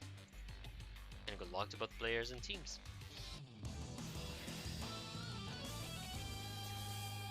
Alright, he's going with the perfect counter. Now he needs the good setup, the good cause, and if he is first, it's going to be the best thing. Dog Magician first. So now if he has the cause, he's going to go in a good situation. And Francisco, thank you very much for the follow. Appreciate it. So first of all, he has the Dark Magical Circle, Magician's Rod, which is going to let him get Spell Trap. He goes for the Navigation. He has the perfect turn so far. Yeah, Japanese exclusive icon. That's like the first thing I saw is that it's an exclusive Japanese icon. So maybe, I don't know, I know that we're having some events back with Duel Links where if you go to Japan, like in a certain place, you can get some exclusive stuff. So that's another thing maybe to get them. But I don't think you forcefully need to be like Japanese or anything like that. You just need to go to the place, event. Maybe you get the icon, I have no idea. That is a sync icon. Also 2020. Anyways, it's going to be the turn of Zane Truesdale, which is basically Kansas.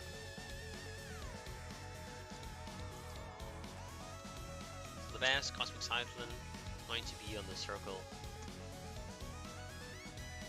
That's how he has to deal. Sometimes if you have more cyclones, you can permit yourself, and obviously the best is going to be the base on card. That's what you're going to look for.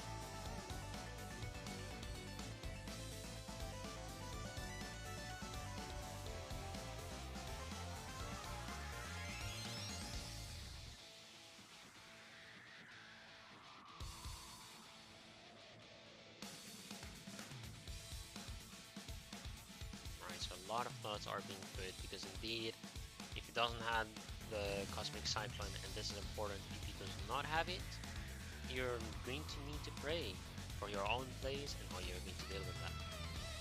Spells and traps is what our Magician will normally go for when it comes to banishing, and not monsters, as monsters is what helps the opponent.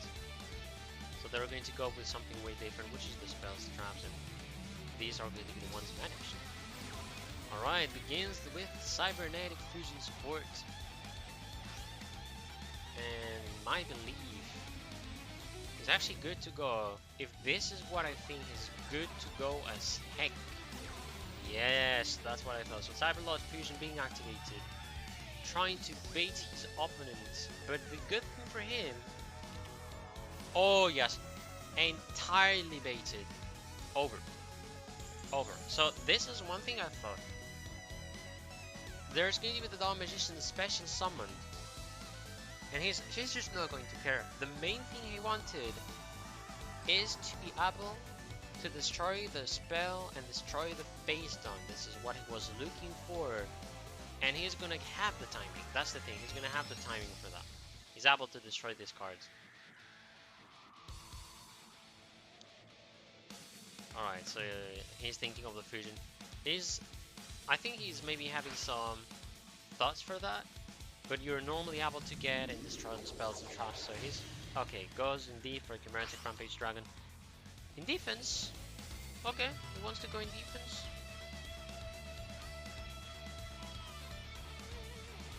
That hurts actually. The timing is actually very funny how it is. I thought, in terms of order... Alright, no, this is indeed something I got to learn. That is quite nasty. That is not what I thought indeed. But he's able to special summon the Cyber Dragon. Has the core as well. So I think he's going to go for baits. Gets himself an overflow. He's gonna have to set the 2 cards. And one good thing... Well, you can actually wait indeed. He has the time.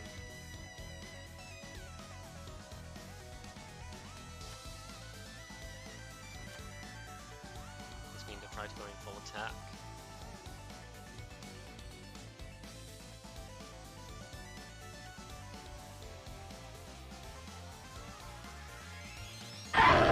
I think there's one card that, I mean, is going to protect DM.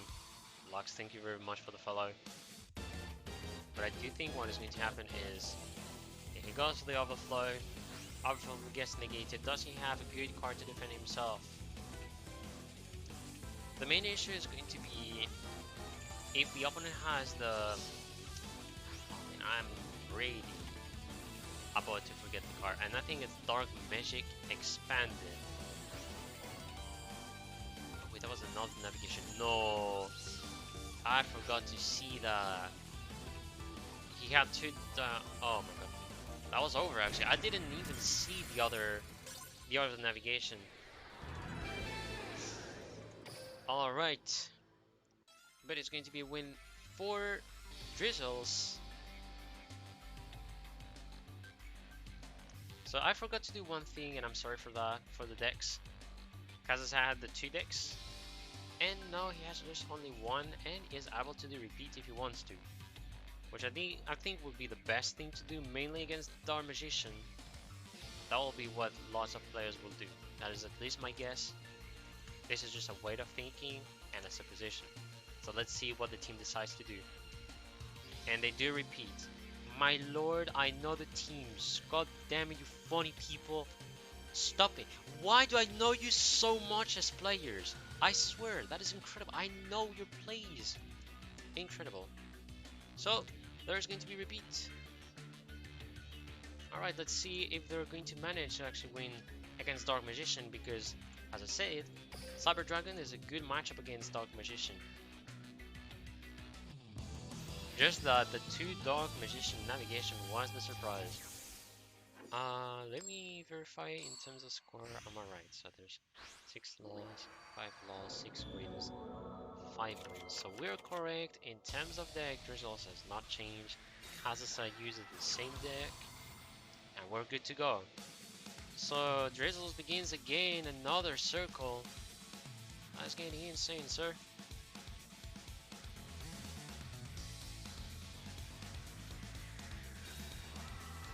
This merciful says Pokey. Whoa. Well, that is a completely different beginning. That is a complete different beginning. Circle and 1 card face down. I do guess he has the hand. He has the hand, but he is going to get more... He's going to get some rampage out of it. We'll see what's going to happen, what cards Drizzles has, as well as Kazusa. So the classic turn, core, the buyer, and you get yourself a Cyberlord fusion. And I think you'll have to go for the Chimeritic, just to destroy the cards. Otherwise, these 2 cards are probably bait, but I mean, I still think he had the cards.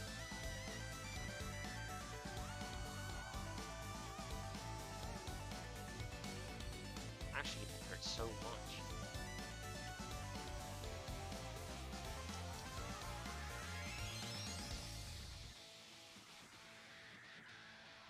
Alright, so they're thinking of the strategies to do. He's thinking which cards to set, which ones to play, and what to do. Is there any bait, anything? There's surely going to be a response on the side of his opponents or on the side of Drizzles. I do know Drizzles has a response for sure. And he's going to be fine.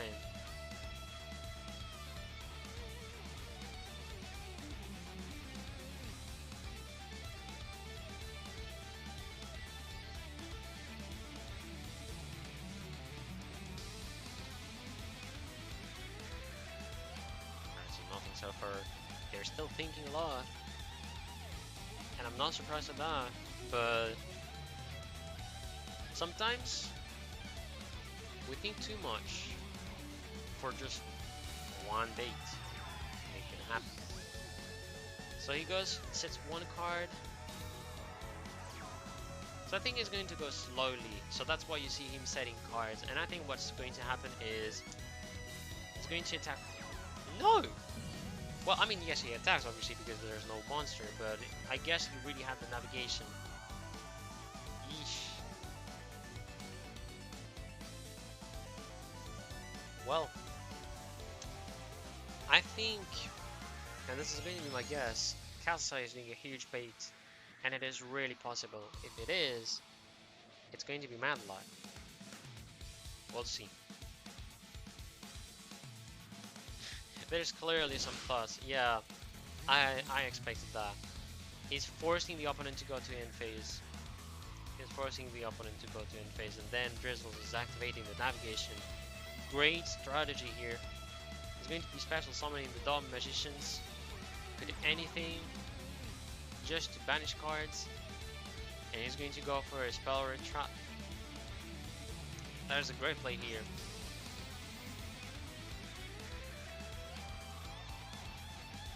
So, he can banish anything. Goes for the ride. It was an econ.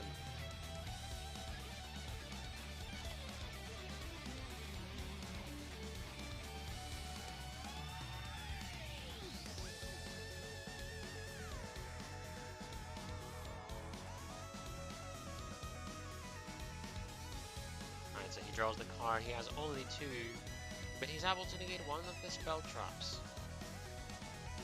One in the biggest difficulty is going to be Kazusa. He has to think of a wise strategy for sure.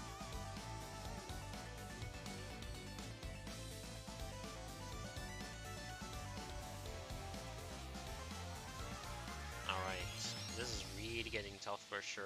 Even I cannot know what to say. Thinking of Herald of the Abyss.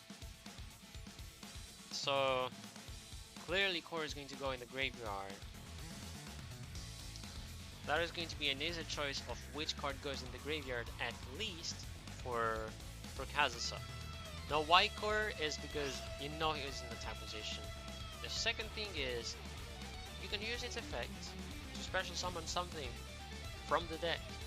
This is all you can use Core to actually banish the Core from the graveyard. So having Core in the graveyard, or on the field, or banished, it is really good. It is such a great card in Cyber Dragon. So it's pretty insane to actually have it.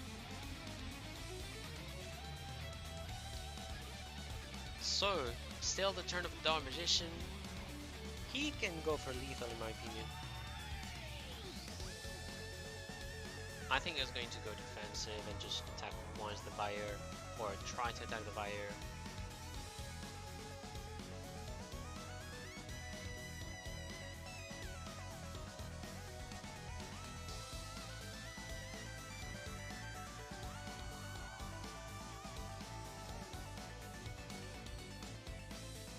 Alright, so I cannot guess the kind of plays we're going to see, so... Okay, he's going for the battle phase with only the simple, the normal, the vanilla Dark Magician. The Buyer destroyed, and nothing else.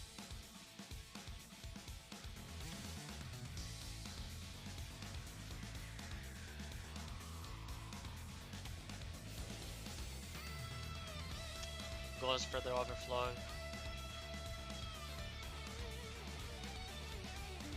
So he's using it very early, but at least he's going to be able to force the navigation to be used. Sorry.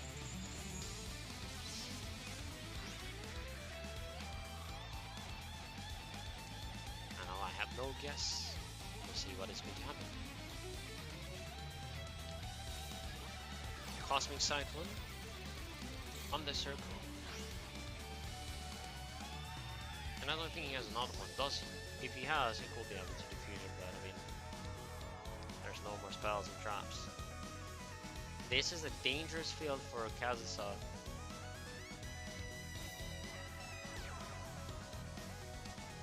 Ends the turn like that.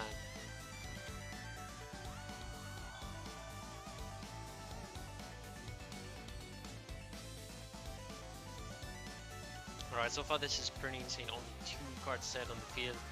Even I don't know what to comment. Goes for the seal top. Oh, that is dirty. Going for the seal tones. That entirely blocks whatever he will have got or anything. Otherwise, I do guess that Kazusa had nothing here. The win is going to go for Drizzles. Carrying his team this time. No, not repeat, sorry. It's going to be the top deck. And I'm going to have to change the name of the play after that. Let me just change the score. Diffusion back. 6-6 so far. I do know that SEM is probably having some pressure. They have still 2 players. They still make a lot of surprise. We'll see what they're able to do. As I said, both teams are really good. So let's see who's going to be the next player joining Francisco or Copa on the side of SEM. Insect Sneasel's a god.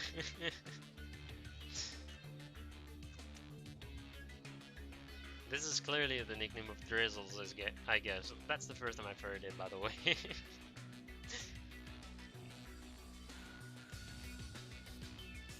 Alright, let me just spit this. This is my favorite image. And also with this to PDB. I still don't know why I made this thing with the Billy Taco, but I mean, for the memes, I do it. Yeah, nice. I scared some people.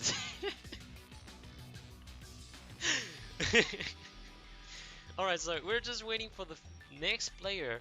And I think while we're waiting for the next player, please let me just do a quick break. So what I'm going to do... What, I cannot watch it live? What are you doing?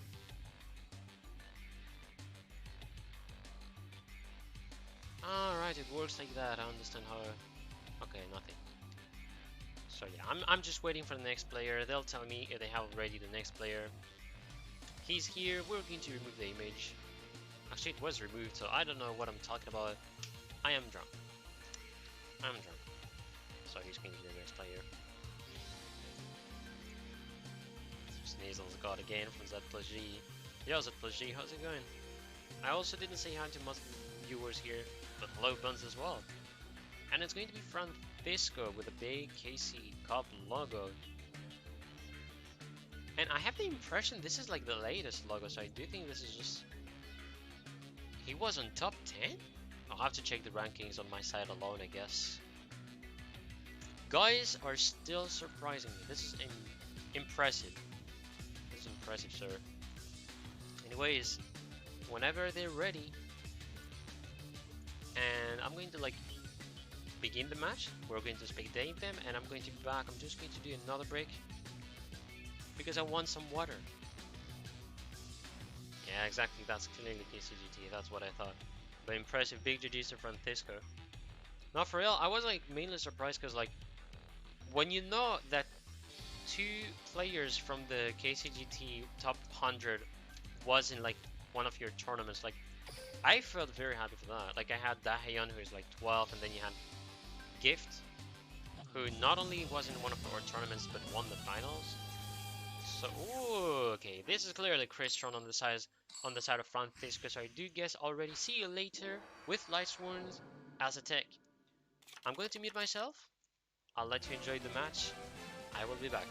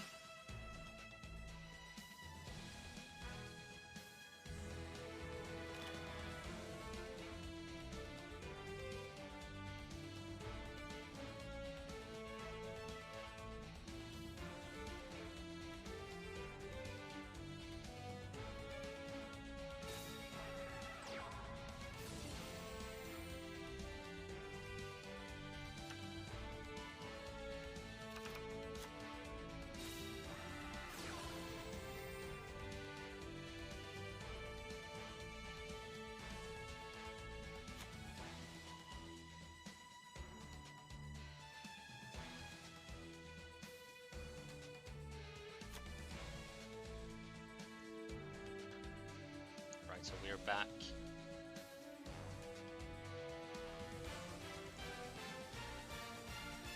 So this is the turn of the Dark Magician this time. I'm quite surprised. I don't think he had a... Woo! Okay, I'm sorry, I'll have to show the graveyard, but this is really heavy what I'm seeing. This is a really heavy thing.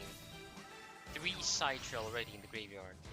No, this is fine. He has the Crystal Impact, Titan, and Rosenix in the graveyard this time. But 3 Scythe Rehearse, and then Lila. He is going to get forced to do something if Lila gets summoned.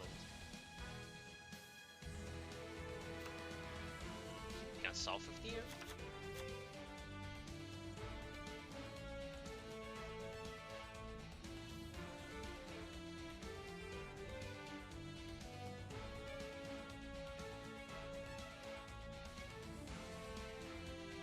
This is going to be a game of thought. This is going to be really impressive here, I gotta say so.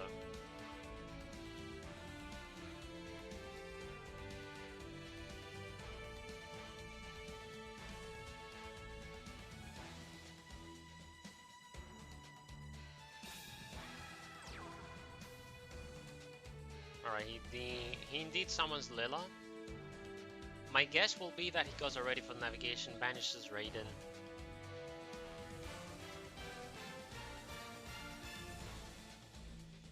Have to be forced. He's forced to do so. I don't think he's gonna want to go for Layla as he mainly needs to banish a tuner, so we'll see what is going to happen. Dark Magician put in attack position.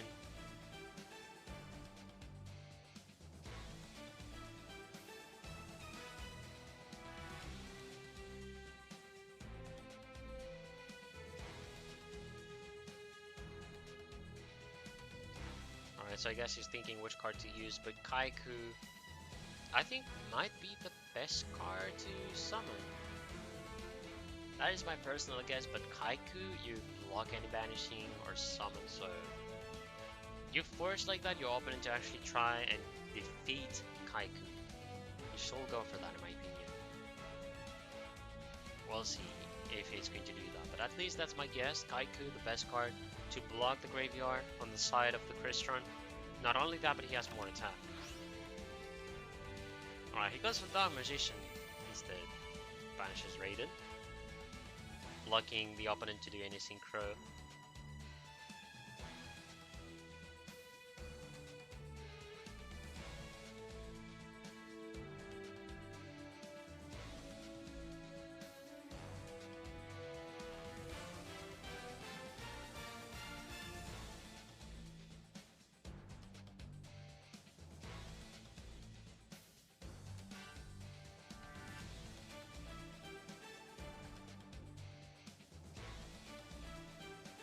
That's interesting because there's a response and I don't know from which player. Normally that is going to be on the side of Francisco. And he does it. He doesn't want it to be banished. Goes with Forbidden Lance to protect the Raiden. And that is going to be quite a hit. Now Lila is able to destroy that spell. It's so interesting to see how many players are actually playing this card after many years. Like, it's, I believe, not even played in the normal Light Sword, but you play it on Crystron, and only one copy, so it's a good card to destroy a spell or a trap. It is made for that, and put yourself in defense. The card becomes really good. Alright, Self-Ifnir. Special summon the Self-Ifnir, destroys himself. And my guess will be level 3 to destroy Layla and special summon. Actually, he has the Korrigan drugs. Ooh, he has it easily. I hope he sees it. Yes, he sees it. He goes for the Praetorial. Great choice. That was the only card that is going to let him do the synchro and brings. Sorry, Rion. Uses Raiden just to get more cards in the graveyard. And now is going to be able to do Synchro Gendrax, banishes 3 cards. I don't think he's able to do more summons, but Gendrax, you clean the board, you're in a good spot. And another thing you can do, if you do not have the lethal, you can skip your turn, which is going to be really fine for Francisco. Still goes to the battle phase. I was really sure to do so, I'm quite surprised he goes to that. Because you're giving the opponent the possibility to use Steel Tomes, and if that is the case, it is going to be bad.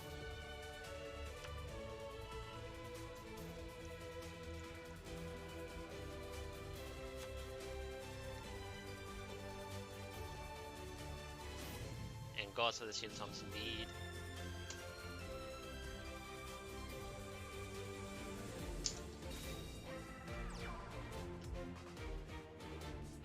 Sets a card and ends the turn.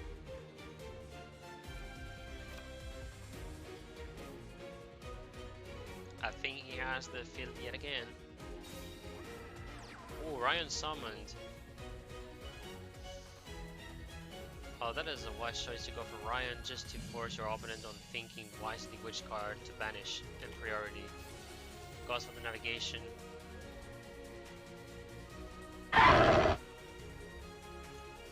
Thank you very much, Lucian, for the follow. Hope you enjoyed the duel going on right now, and hope you enjoyed the match at least. That is actually insane though, in terms of field, because he has to, in my opinion, banishing Ryan wouldn't even be a bad choice as well, as if he... I don't think a lot of Dark Magician players are actually playing the card, but Dark Magic Expanded is a good card to do comebacks and a surprise one. So I think if he banishes Gendrax, that is because he doesn't play it. I can understand why people would not even go for this card. But here's the issue.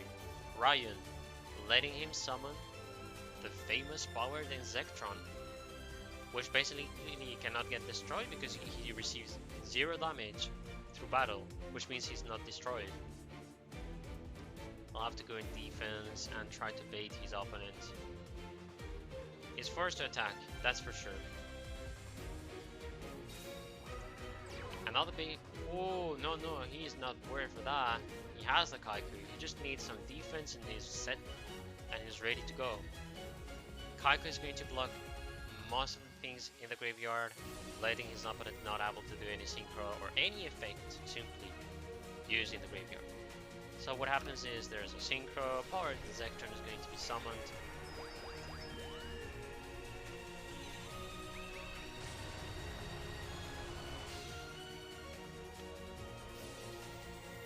Insectron summon, skips the turn, it is the time for Francisco.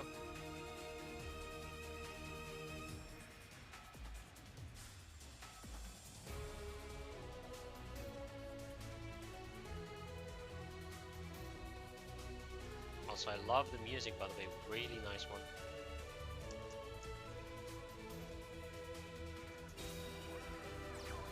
We'll have to attack the Kaiku. There's no defense for Kaiku as well for some reason. Self-Fafnir.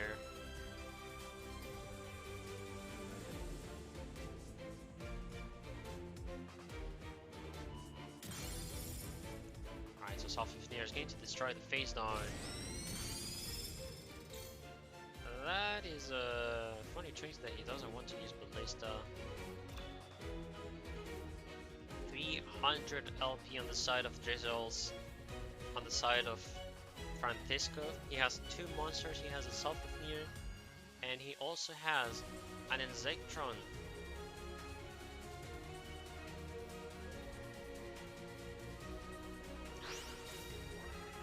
Oh, whoa. Another Dark Magician of Illusions. Oh no.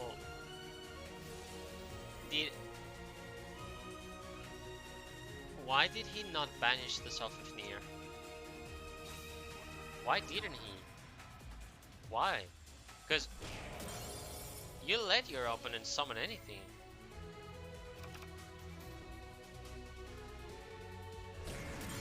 Well, I guess No, I think Drizzle's won if it doesn't get a good spell or trap or just anything. The main issue for Francisco is the RNG. Like, clearly RNG was terrible to him. He had no side tree. There's only one way to actually get the side tree. It is a Matrix. You do an Matrix, and when Amatrix is destroyed, you special summon the side tree. But he has no chance to do so. So he'll have to go full defense and hope to get some good spells, traps. That is sadly a horrible turn. Scrap Recycler.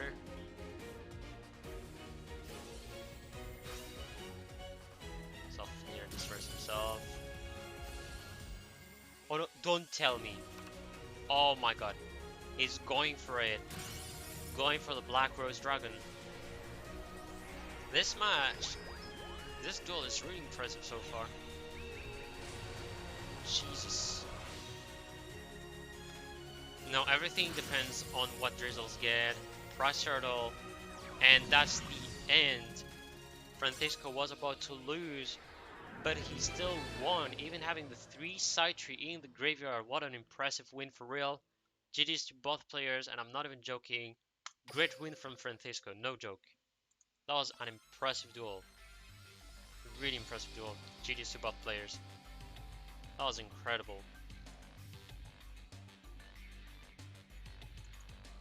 Lord, like, having 3 side tree in the graveyard is a huge penalty for Christian, and that is one of the worst things that can happen, no matter if you're like playing SSA, if you're playing the classic Christian, if you're playing the Lightsworn. It is one of the worst things that can happen.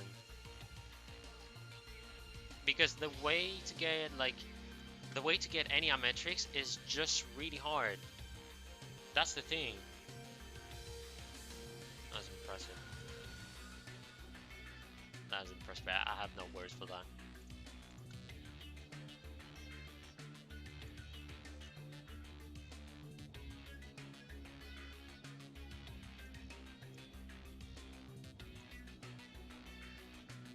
Alright, so we're going to wait for the next deck of Drizzles, and we'll see what he's going to be able to bring us.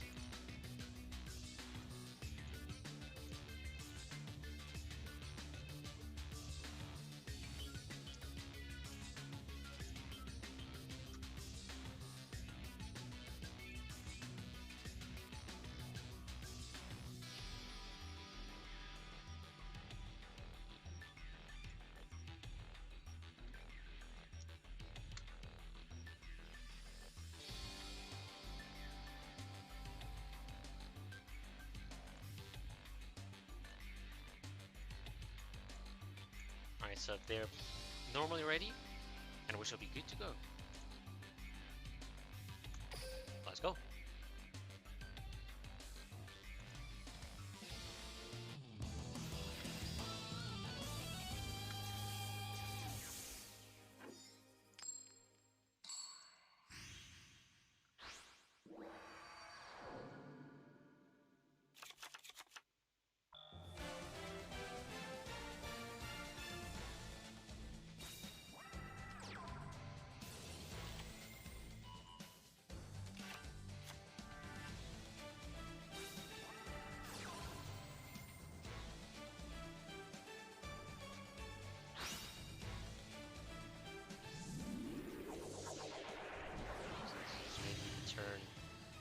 Alright, so it's the turn of Drizzles, going for Element Saber. And goes already for Kaliga out of all the invokes.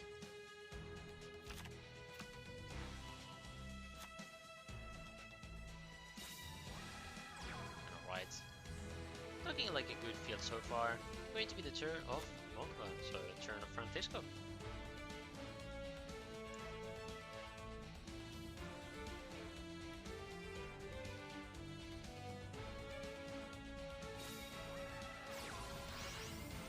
Charge of the Light Brigade. Very good cards being sent this time compared to the previous duel. This is, I think, another impressive duel that is going to happen. Let's see what Francisco is going to be doing.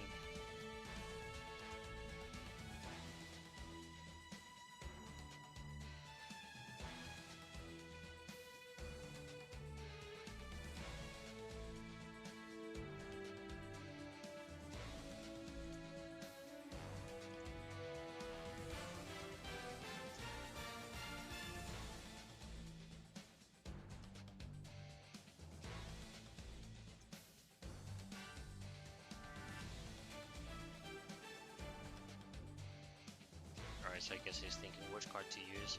First of all, for the graveyard, 4 cards. You can go for the Thyser and Banish and get a card. You can go for Self-Near if he has more Crystron.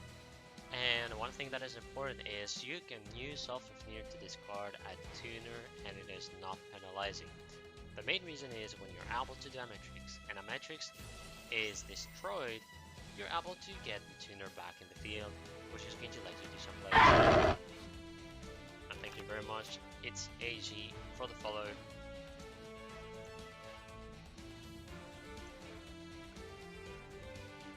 So I'm still remaining silent a bit, so he indeed does that. Sets a monster. Alright. And ends the turn. So why? Oh, I forgot, and I'm glad I thought back. Time to explain a bit. Why does he go in, like, why does he say the monster? What's the point? Caliga. It pretty much blocks anything on the side of the opponent. So if you try to play Crystron, only one monster's effect is going to be activated. And he went for the Thyser that is in the graveyard. So that card, Caliga, it is a terrifying one because it all depends on whether I activate from the hand, field, or graveyard. You can only do once per turn, and if you try any other more effects, you're not able to do anything. Like, you're not able to, how should I say, you're not able to do the plays with Crystron. So technically Caliga is the counter for Crystron. He flips up and it is a Prasiordal instead. So obviously Drizzles is not going to care so much for the face up of Leicester. He's fine to go.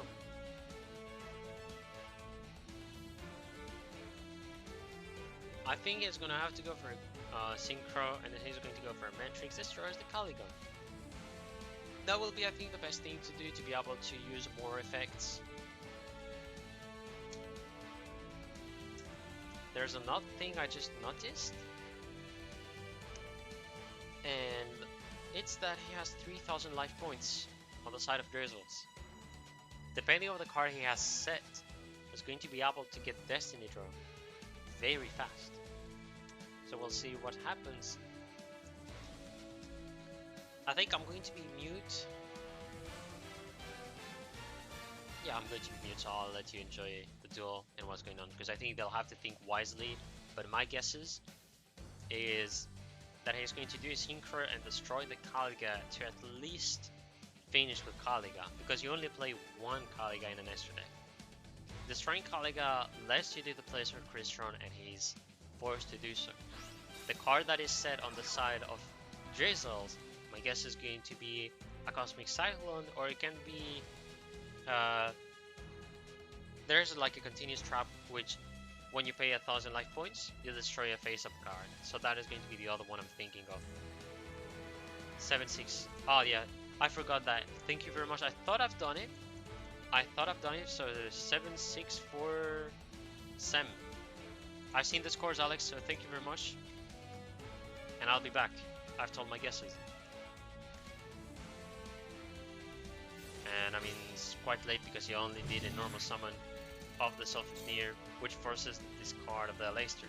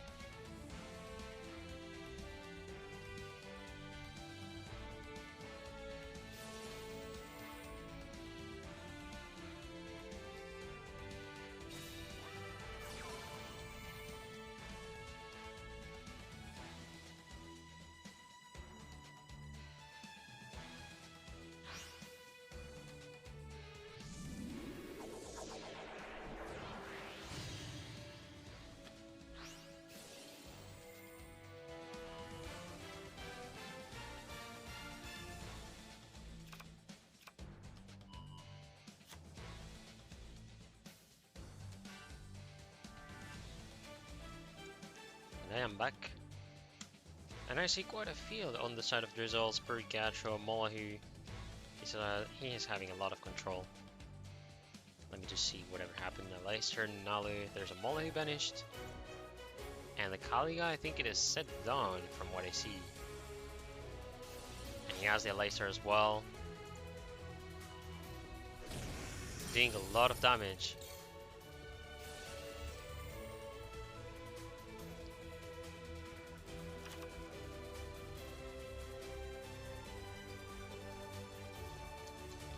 He's trying the run, but I do think Molahu has the timing. No, worse, Fiendish Shane. Does Francisco has a response? He has 5 cards in the hand. No, and it's going to be over. Receiving the piercing damage, giving the win to Drizzles against Crystron. So no, 7-7. Yet again, I'm going to have to change the decks. Going to be like that. Scores of the team we're going to have.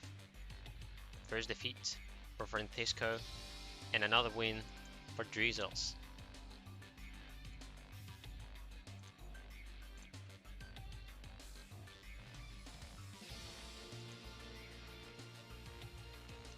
So yet again, it's funny because we began with Mirror, and then not Mirror, SEM getting some wins.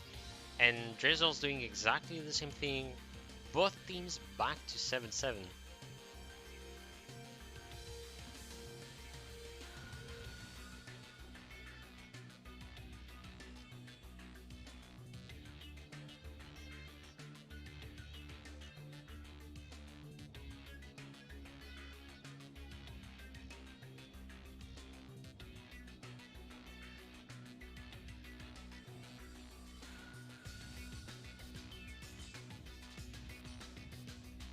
Alright, so we're just waiting for the next deck on the side of...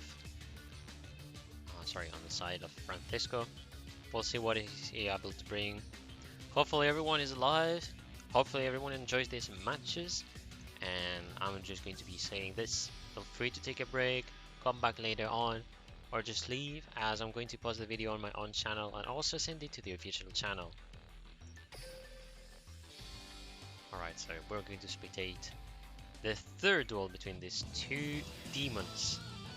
And we're going with the classic, definitively Shiranui, it's Yusei Fudo, what else it is.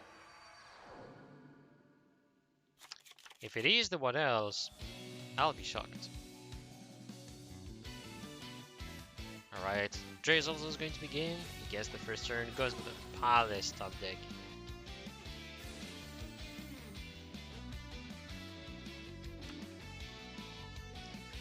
Uses the effect of Palace to get Molahu.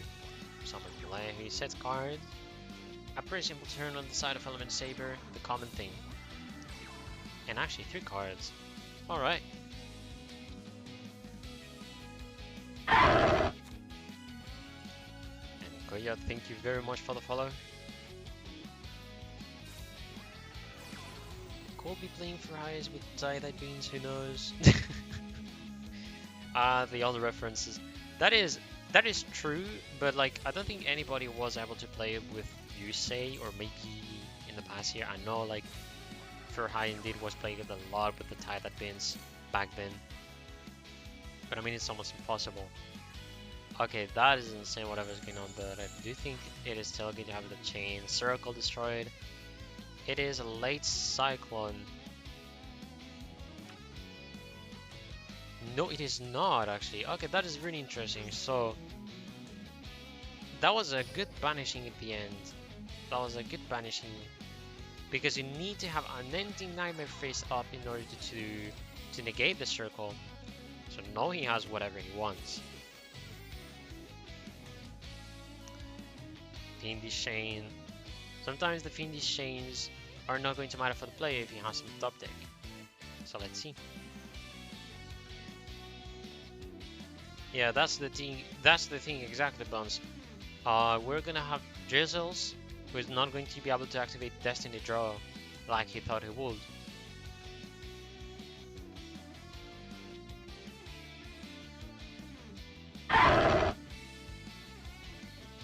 Farah Yugi, thank you very much for the follow. So there's a response for some reason. I know there's Molahu responding.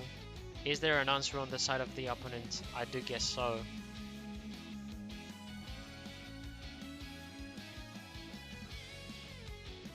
He's having a card, but I have no idea which one it is. There's a long pause.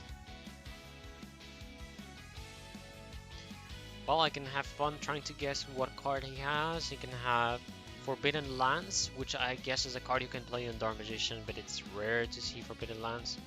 You can have Molahu, obviously, because he's face up on the field. You have the Palace. It is once per turn. He didn't use the effect yet, but he can put face down the Magician Rod. And then there's a phase on card, which I have no idea what it is. Let's say Mirror Wall, let's say a Floodgate, could be one of these cards. And it's going to end with Magician Rod being negated, 2 set cards. And there's an answer on the side of his opponent.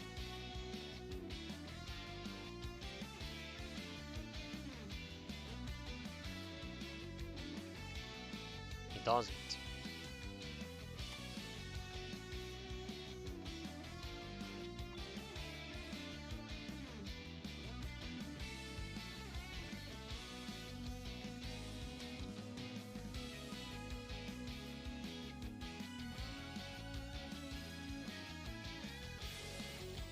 Uses the Palace, and then there's going to be the Cosmic Cyclone.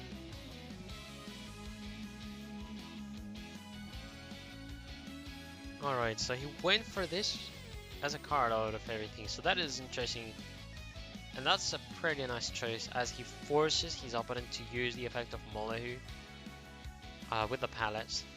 So my guess is you'll do on your own Molahu, and then he'll put it face up again. Another thing is he's not able to attack anyways on 3rd turn. And yes, Molahu himself is what he does.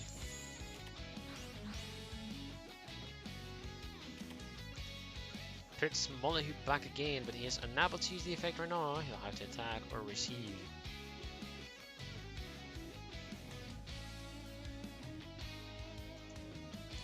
That was a wise choice to go for the Palace in order to block his opponent to get more monsters from the deck, even if it means to skip a battle phase.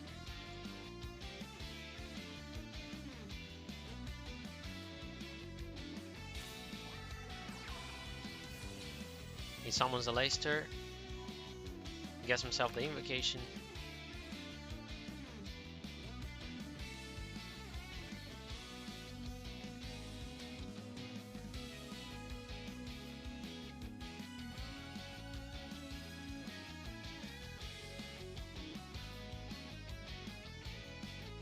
So he gets the Leicester, has the Invocation. He's going to go for... I guess he's going to go for Cossidus. That would have been the best thing. Otherwise, there's timing, and he's going to want to banish the Leicester. And that's the case. That's the case. He's going indeed for the Leicester to be banished.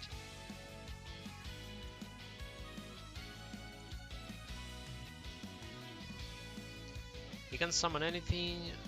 Obviously not Kaiku. The best will be a Dark Magician. Circle on the Leicester, obviously. And the Floodgate just on one of the Dark Magicians. He's not going to care so much, because even if it is face down, he has a Dark Magician still face up.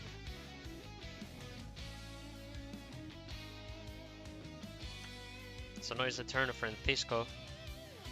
I guess this is probably a Dark Magician with the tie that bends, which I've never seen it before as well, which is a good bait as well.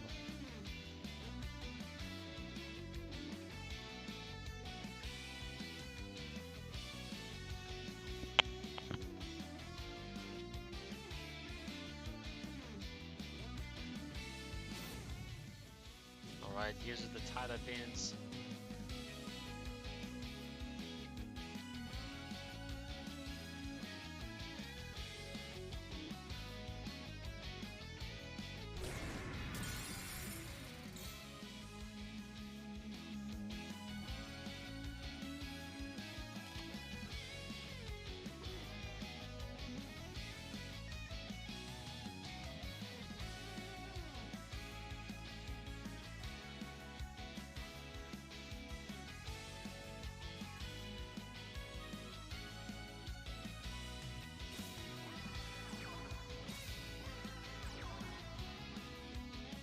is trying for the 2 face downs. If he gets the Dark Magician, he's able to actually... Okay, he's going with the cycle. So no, he's going to look for the Dark Magician definitely. Or he has the... He has the Dark Magician.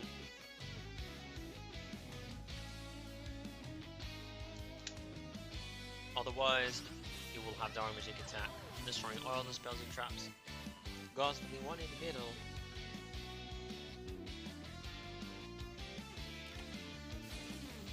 And it was a good choice as he stops the floodgate first of all, but not only that, but the card in the middle gets banished. And it was the invocation as well, so he tried the bait. And it is over. Victory goes for Francisco, getting his second win here. And we'll update the score. So far in the same match we have 8-7. We'll have Drizzles leaving us, but having done a very good performance. Exactly like Mooney as well, and then we're gonna have Francisco getting the second win. Alright.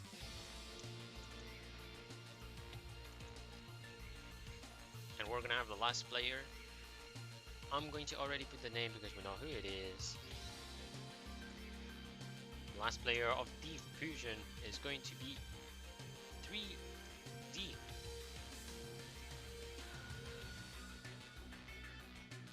And I'm gonna have to put back again the logos, the icons.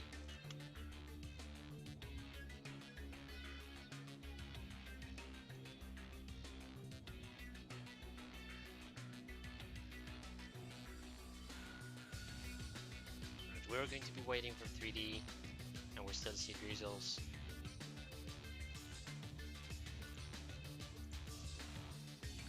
Alright, so for everyone here, we still have some few duels yet, and I'm really excited for how it is going to end. I don't know which team is actually going to win, but both of the teams could be winning, that's for sure. Both of them.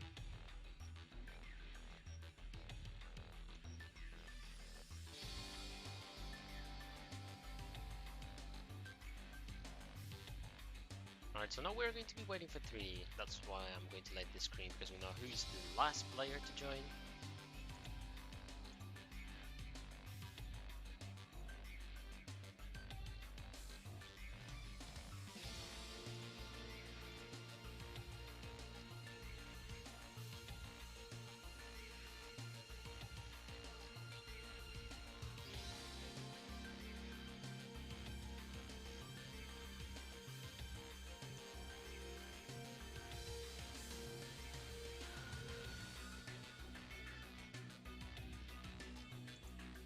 So far we're going to be waiting, we're going to take the time.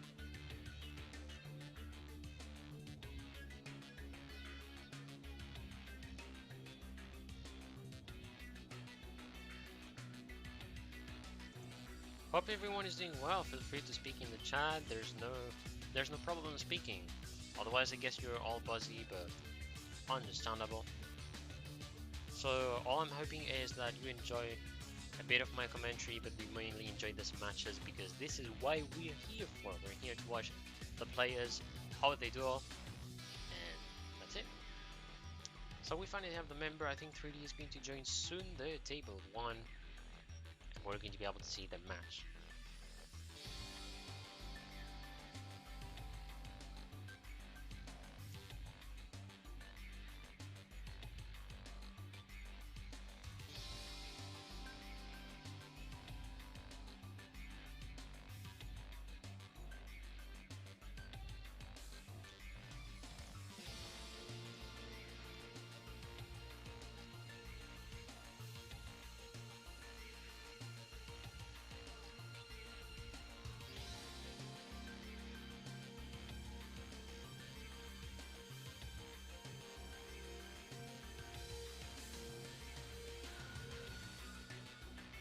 Alright, they're ready to go. 3D against Francisco. Let's get right into it. Good luck yet again to both teams. This is so far pretty tight.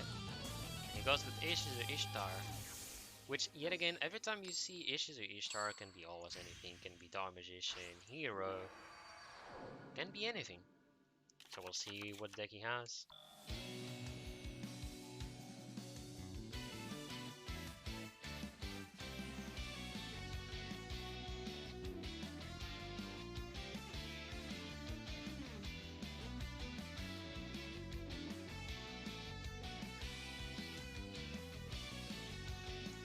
Alright, so it's going to be the turn of 3D first of all.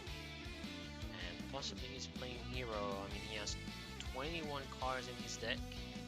This is going to be my guess.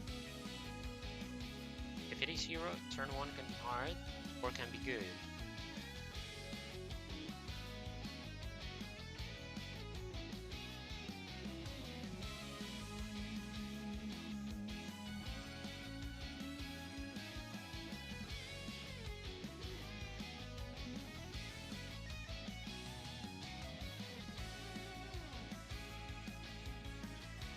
Alright, so far no moves. Surely talking about what to do, what kind of moves. Because I guess generally what happens is you're gonna want to do Faris' combos.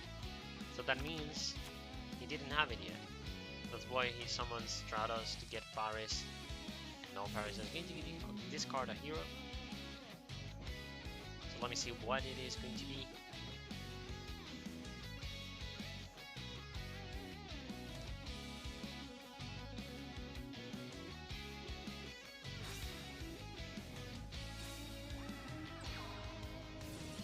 He discards the malicious, first choice.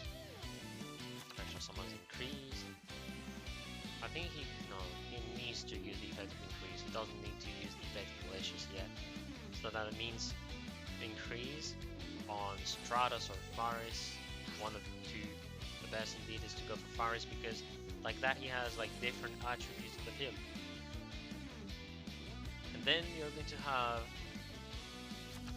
Bayern being special summoned to then get the polarization this turn maybe.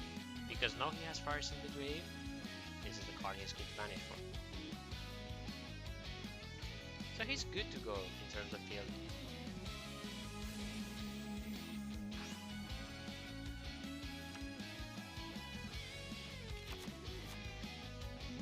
I do think the first effect of Lion was not used. Exactly, he did not use it for some reason. That's interesting. A lot of people, what they do is when you have Vion special summoned, you can send a Celeste from the deck to the graveyard, so that can mean he has Celeste in hand. Otherwise, maybe he just doesn't want to send any card because there's no need for him. That's one of the two.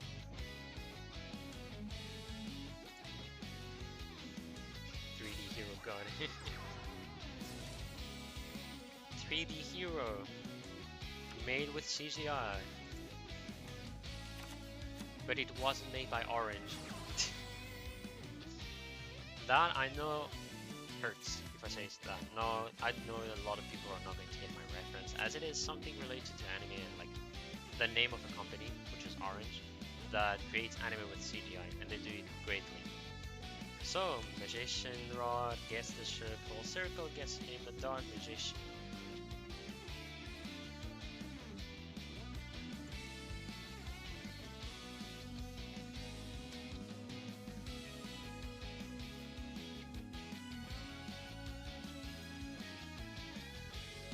So far I have no idea what kind of plays is he looking for.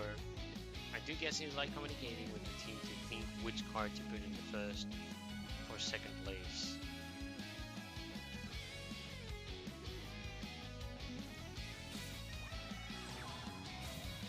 Two card set. Going to go for the attack. Have to do buy-in. You can go for increase, but the best is buy-in. Always buy-in. What?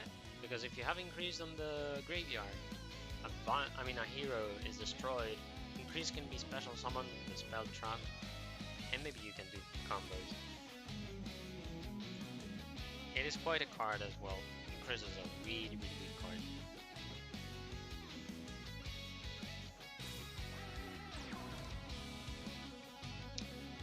He is going for the destruction of the spells and traps, soil, For sure, he's going to use a mask change, or no, he has to use a mask change on one of the Stratos. That is going to be the best way for him to get to destroy all the 3 spells and traps he's forced to do. Legend magic used. He doesn't even need to use Renown.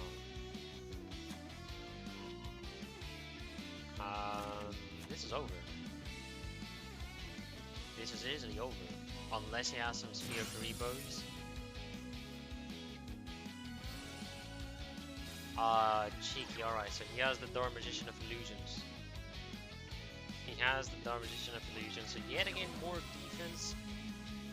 Polymerization and I think he's going to go for the Adoration. And I do agree that Adoration is the best thing to go for.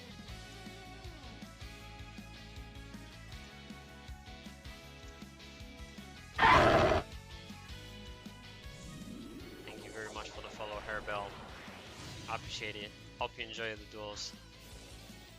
We had actually some really spicy duels as well before. Like one of the best duels, I think my personal favorite was like, I think it was Christian against, and I don't want to be wrong, I believe it was Dark Magician, but like the Christian was with the Lightsworn mechanic. It had the 3-side tree in the graveyard on the first turn, and yeah, going to be an easy win for 3D by just using the effect of Adoration. Exactly. The thing is, you just needed to do some Adoration, reduce the attack and defense of your opponent, and you were able to deal with him.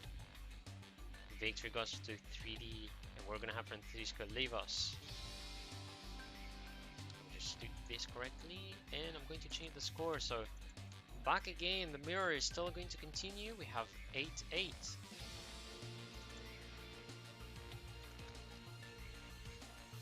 We're gonna have the last player to join anyways. Let me just change the scores first. So, first of all, diffusion, no repeats anymore, but SEM can have one depending of the situation.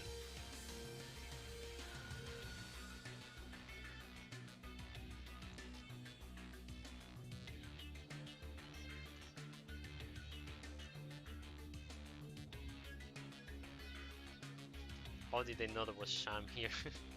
What happened to Christian? Well, the Christian have played before. There's still possibly one Christian to see. There's, I mean, one player on SEM. If he wants to play Christian, he can. That's for sure.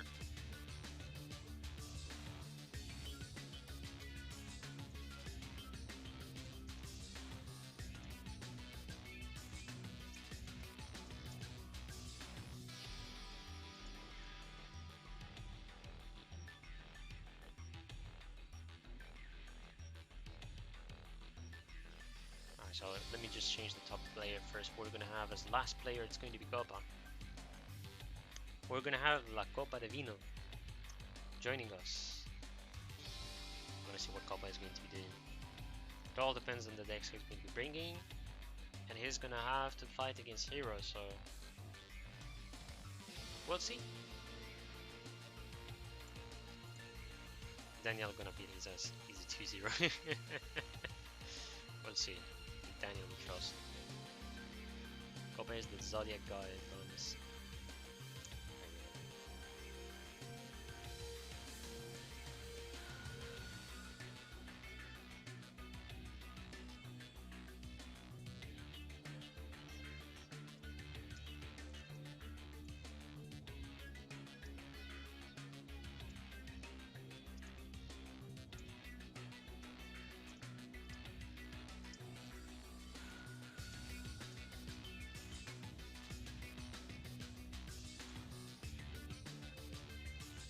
Where's the DD stream? I can't find it. Let me see. Good question. I don't know if they already have done the match before, because so far there's none. We have my match still going on, so that means Diffusion against SEM and Goala. Thank you very much for the follow.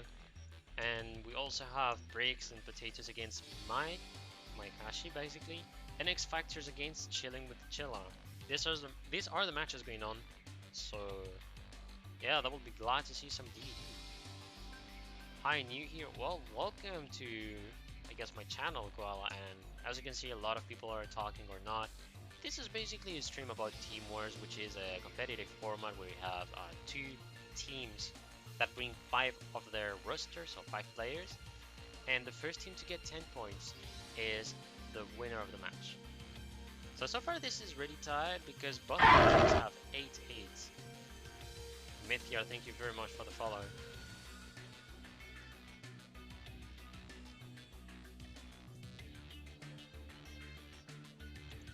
Alright, so we're gonna have the match about to begin.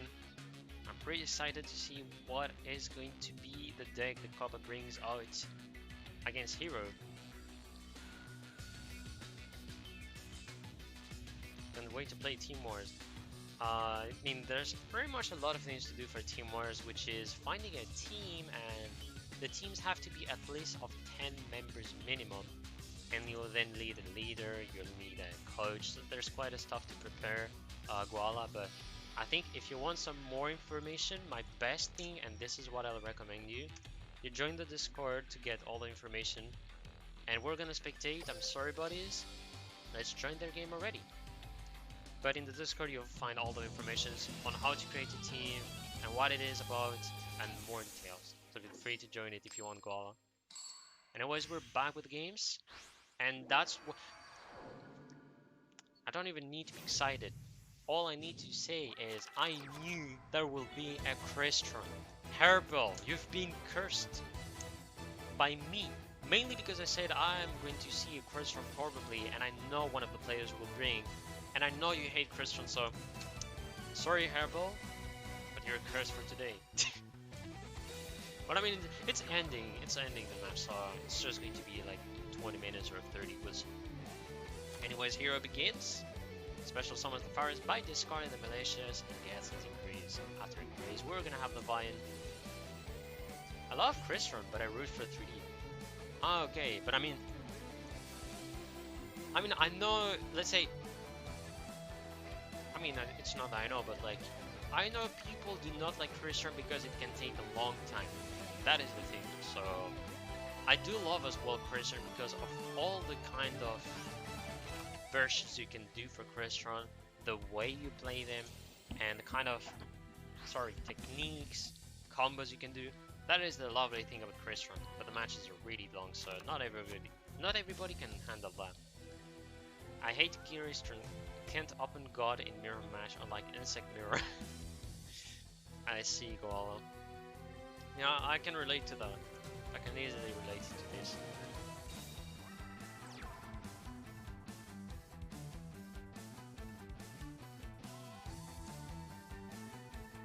Alright, only one card set and has, and Vian has an increase.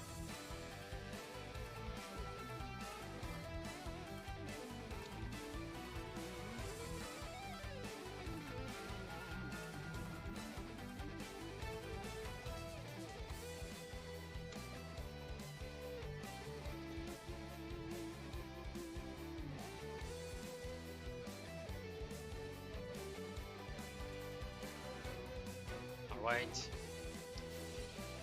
Brain mode activated for Copa with this team, so it goes with something near discarding the trap.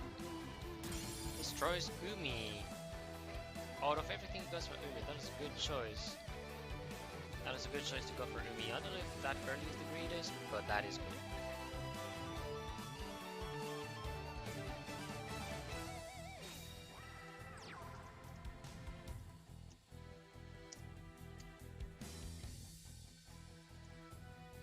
Alright, so your normal summons the Dicevern. Oh no, do not tell me that he's going for the Quarion Gendrax. Damn it, I'm going to be shocked and surprised, but I mean, yeah, Quarion Gendrax time, everybody. We're going to have a good ride here, that is going to be impressive. Quarion Gendrax.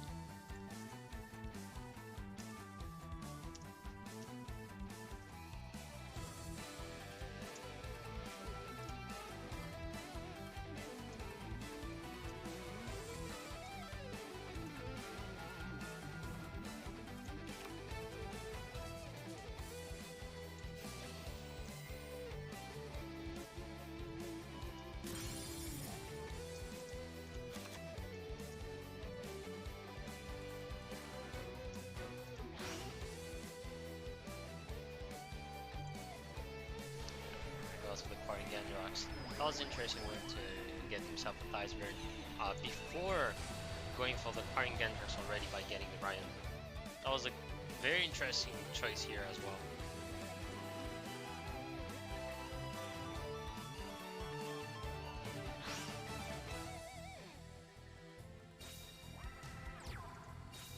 Resets 2 cards. He attacks. He's been fine.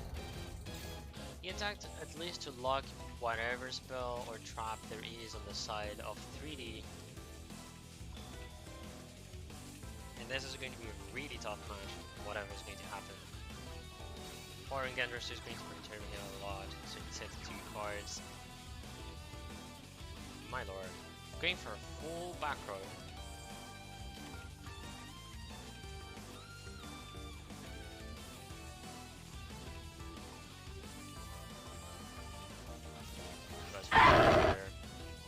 Right. And Ed Freitas, thank you very much for the follow.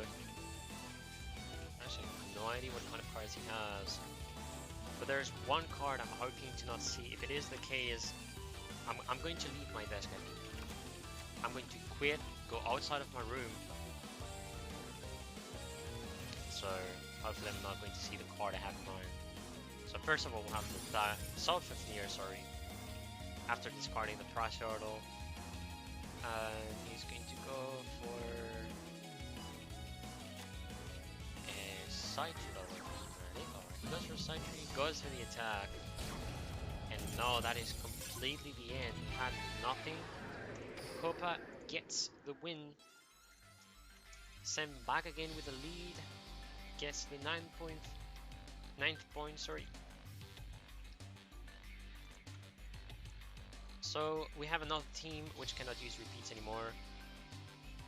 Most of the roster has not even went for like the repeats, which is quite interesting. They only went for once. Diffusion at the right beginning, repeat with the Evil Eye deck, and then the last repeat was Cyber Dragon on the side of SEM. So we'll see how the next match is going to go. I'll have to think wisely what deck can defeat the Crystron.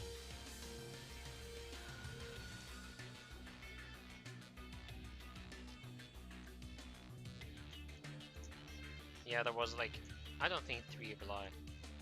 I think if there's another Evil Eye, I'm going to be surprised for sure. I don't think it's going to win against Crystron for sure. Like, it's really risky if you go with that deck. So, we'll see. We'll see.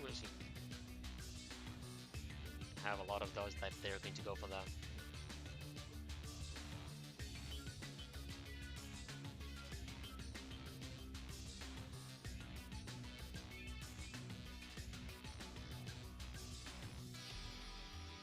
So I guess right now everybody can do a break. So feel free to do so. It's always good to make breaks. I mean, players are pretty much preparing themselves, thinking what deck to use. Oh my god, there's Crystron and then another deck. I don't know what there's going to be. Indeed, it will be interesting to see. Or Predaplan, but I mean, they're not going to be like Predaplan Neos. Or possibly Witchcraft. If there's Witchcraft, I'm going to be pretty shocked, but I mean, it was interesting to not even see Witchcraft and instead Evil Eye. Which was an interesting choice for a team like Diffusion mainly. And also I think I learned one thing. Maybe the Diffusion players will tell me this later on, but the DE at the beginning, I don't know if it means Deutsch from like Germany or something like that, because most of them are from Germany. But could be that. I don't think it is, but the fact that D is D and E full cap, there's a meaning behind it. So yet again, 3D against Copa, they're pretty much ready. Disturbia, where is the Yusenju mirror? You're never going to see that, bro. And in a Team Wars, that is dead. Like, nobody is playing Yusenju. That would have been funny though if we got like Evil Life mirror match, which I don't think is going to happen.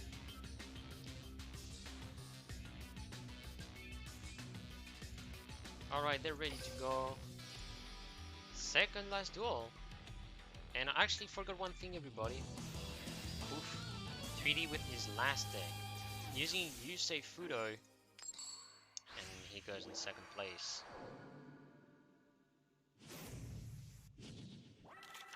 So Christian having the first turn is going to be quite an evil thing.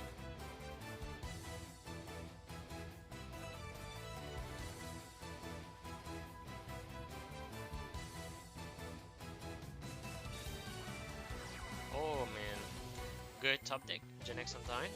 You send anything you want, you get yourself a Gen X controller. So he sends the Self-Near. And now Self-Near discards or Smyger, or Thizern, or Prasiordo, or Bruzenix, depends on what he has in hand. And it will be a Thizern discarded. Special summons the Smyger, Smyger destroys or the Umi, or he destroys the Gen X Undyne. From the looks of it, it's going to be the Umi, in my opinion. But I mean, Gen X will be better in this situation, mainly because he summoned the Gen X Undyne. So he has the side tree, puts that beautiful prismatic to say, hey, I have a prismatic side tree. You funny Mr. Prismatics. But anyways, uses the effect of Thizern, and indeed he can do so because there's a level 3, level 3 and level 5 in the graveyard. And I think he's going to call an end of the turn depending on what he does, and he just sets one card. All good. Going to be the turn of 3D. The matcher I want. Yeah. A lot of people love Dark Magicians, man. It's quite funny.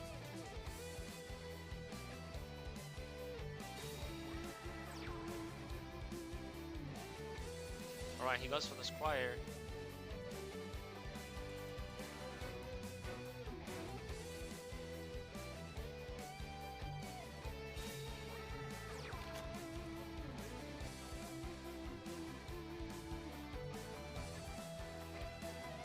Alright, so now he has the possibility to do a Synchro.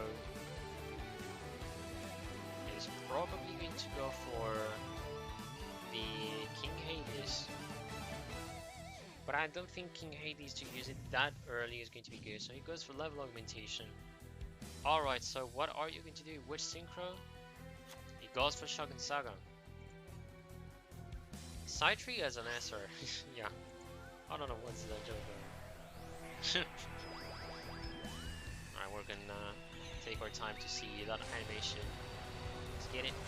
Shogun 7. Banishes the Squire, gets himself a monster, or a card, or anything. Let's say 3D cursed. Who knows? Maybe he's not that cursed.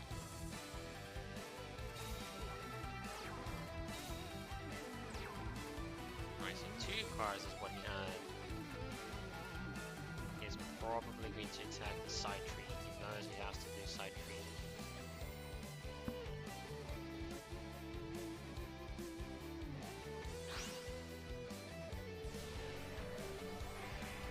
So now he's going for the Matrix, which is going to change the, Shogun Saga defense position. Boom. Going to be the turn for Okopa.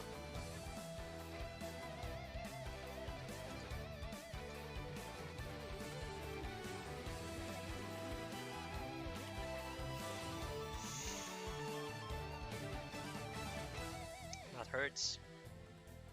Alright, so he's going for the C stealth attack this time.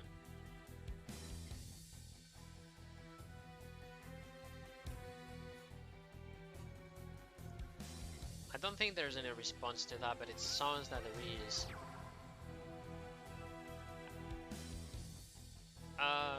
Summons a Gen X controller, so that means he wants to use Smyger on the metrics to get Rayon to do acquiring Gandrox, which will be what he's looking for, but there is timing and then obviously the floodgate. Strategy being broken.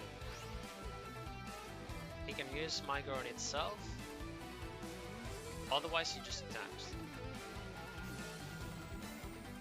He uses the C stealth attack. Oh, that is a cheeky move what he has done.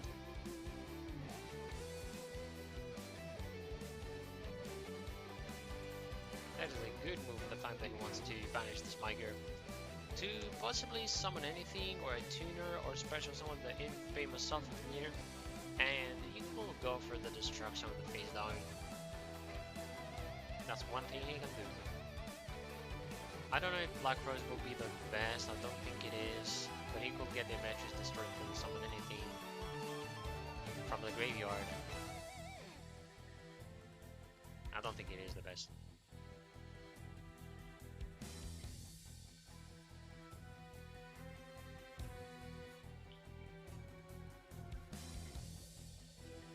That is giving me a lot of thought. Even I don't know what to think of that kind of field. It is not an easy field to read. So he goes for the Self-Engineer. We're gonna have Brashiotal Chan. And I'm kidding, it's not a Chan, it's not even a Kun, it's nothing, it's just Brashiotal. I don't know why I said that. But he destroys the Genix controller to remove a space. This is the main thing that we're going to get for. He uses Brashiotal, banishes it, special summons a body. It's going to be Ryan. Okay, that clearly means he's playing Scrap Dragon.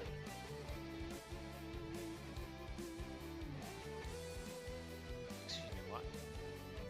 No.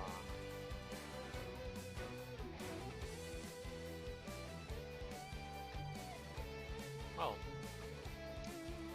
I do guess it's going to be really hard for him to win. Plus, Ballista. What card are you going to destroy? Because I do know only you can destroy it. Doesn't go for Umi. And I do think I was mistaken for something. Wait a second. Yeah, he cannot select them. So my bad. That was a classic thing to read and I'm just stupid. So Ballista was used on the Rayon to just not let him have a tuner. And he's going to be able to do Sun Saga. Sun Saga. Let's go. Sun Saga.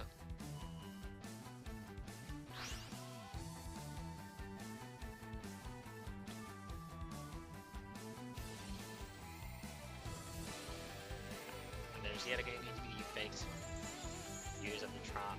Do not destroy the Umi and anything. He's gonna have to go for Smyger, I guess. Yeah, he has to go for Smyger.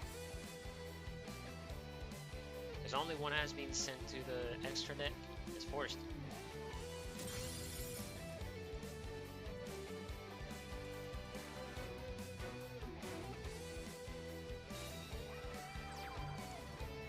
Plus monster in defense. Ends the turn, does not want to attack at all. That was a good choice here. That was a good choice to not attack Self-Engineer. If you attack Self-Engineer, you special summon Side Tree or Ryan. That will be it, he doesn't synchro. And he can also go like for Amitrix anyway. And if that happens, well, some Saga is in defense. I don't think he has.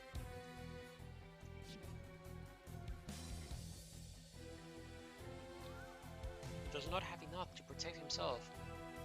So far Christian has the field and also has the hand. You can see him with 3 cards in hand. The graveyard is Ryan with a Genesis controller, which is not going to matter so much on the side of Koba.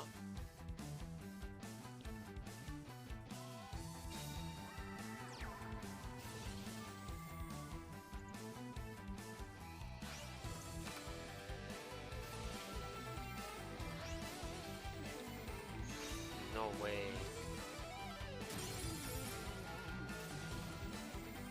Whoa, whoa, whoa. That is a play that is going on. There's a play that is going on. Why he goes here? He's going for a synchro with Ryan, so I do guess he doesn't have the Zekatron, which means he has the Dolphin, right? No, he has Breonak. And that is going to be it. Breonak giving the win to his team. And SEM winners against Diffusion 10-8. Congratulations to both teams. Great duels, great surprises on both sides. That was fantastic. as usual. Thank you again to the Team Wars team to let me cast these matches. A lot of pleasure to cast all of this. Just going to do the scores update to just finish the stream correctly. And yeah, I don't know what else to say. I mean, that was quite an interesting match, a lot of back and forth indeed, but also the big surprise of Evelize right at the beginning of the war. So I don't think there's maybe any member who wants to be interviewed. I have no idea. I mean, I haven't done it that much, so I'll still probably try to see if anybody wants to do an interview, but I mean, I'm not really used to that, so I'll try. But that was a very good Team Wars lead.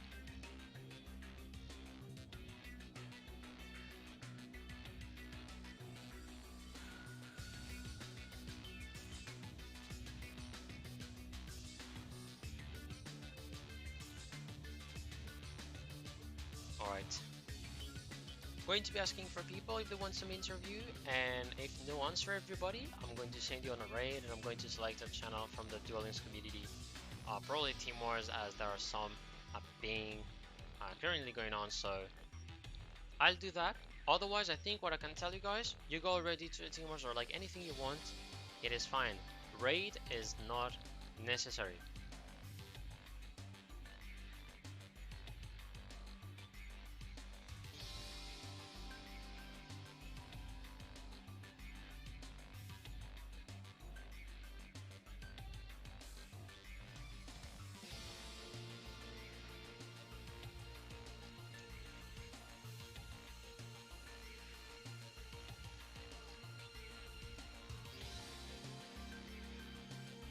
Alright, I think we're gonna go for a raid instead.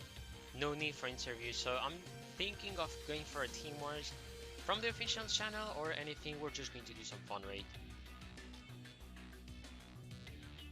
Alright, so what do we have? Let me see. So we have Hideki, and I guess we have Haynes as well casting. I don't think there's any more Team Wars, so these are the only ones currently going on. I'll just make sure, and it is the case. I think we're gonna go for Hideki just to give him some support, everybody. I'm personally going to do. So thank you very much everyone for coming here. Hope you enjoyed the stream, hope you enjoyed the match. And that was me, the caster Disturbia. And we're going to do the last raid. And I'll tell you guys, see you next time.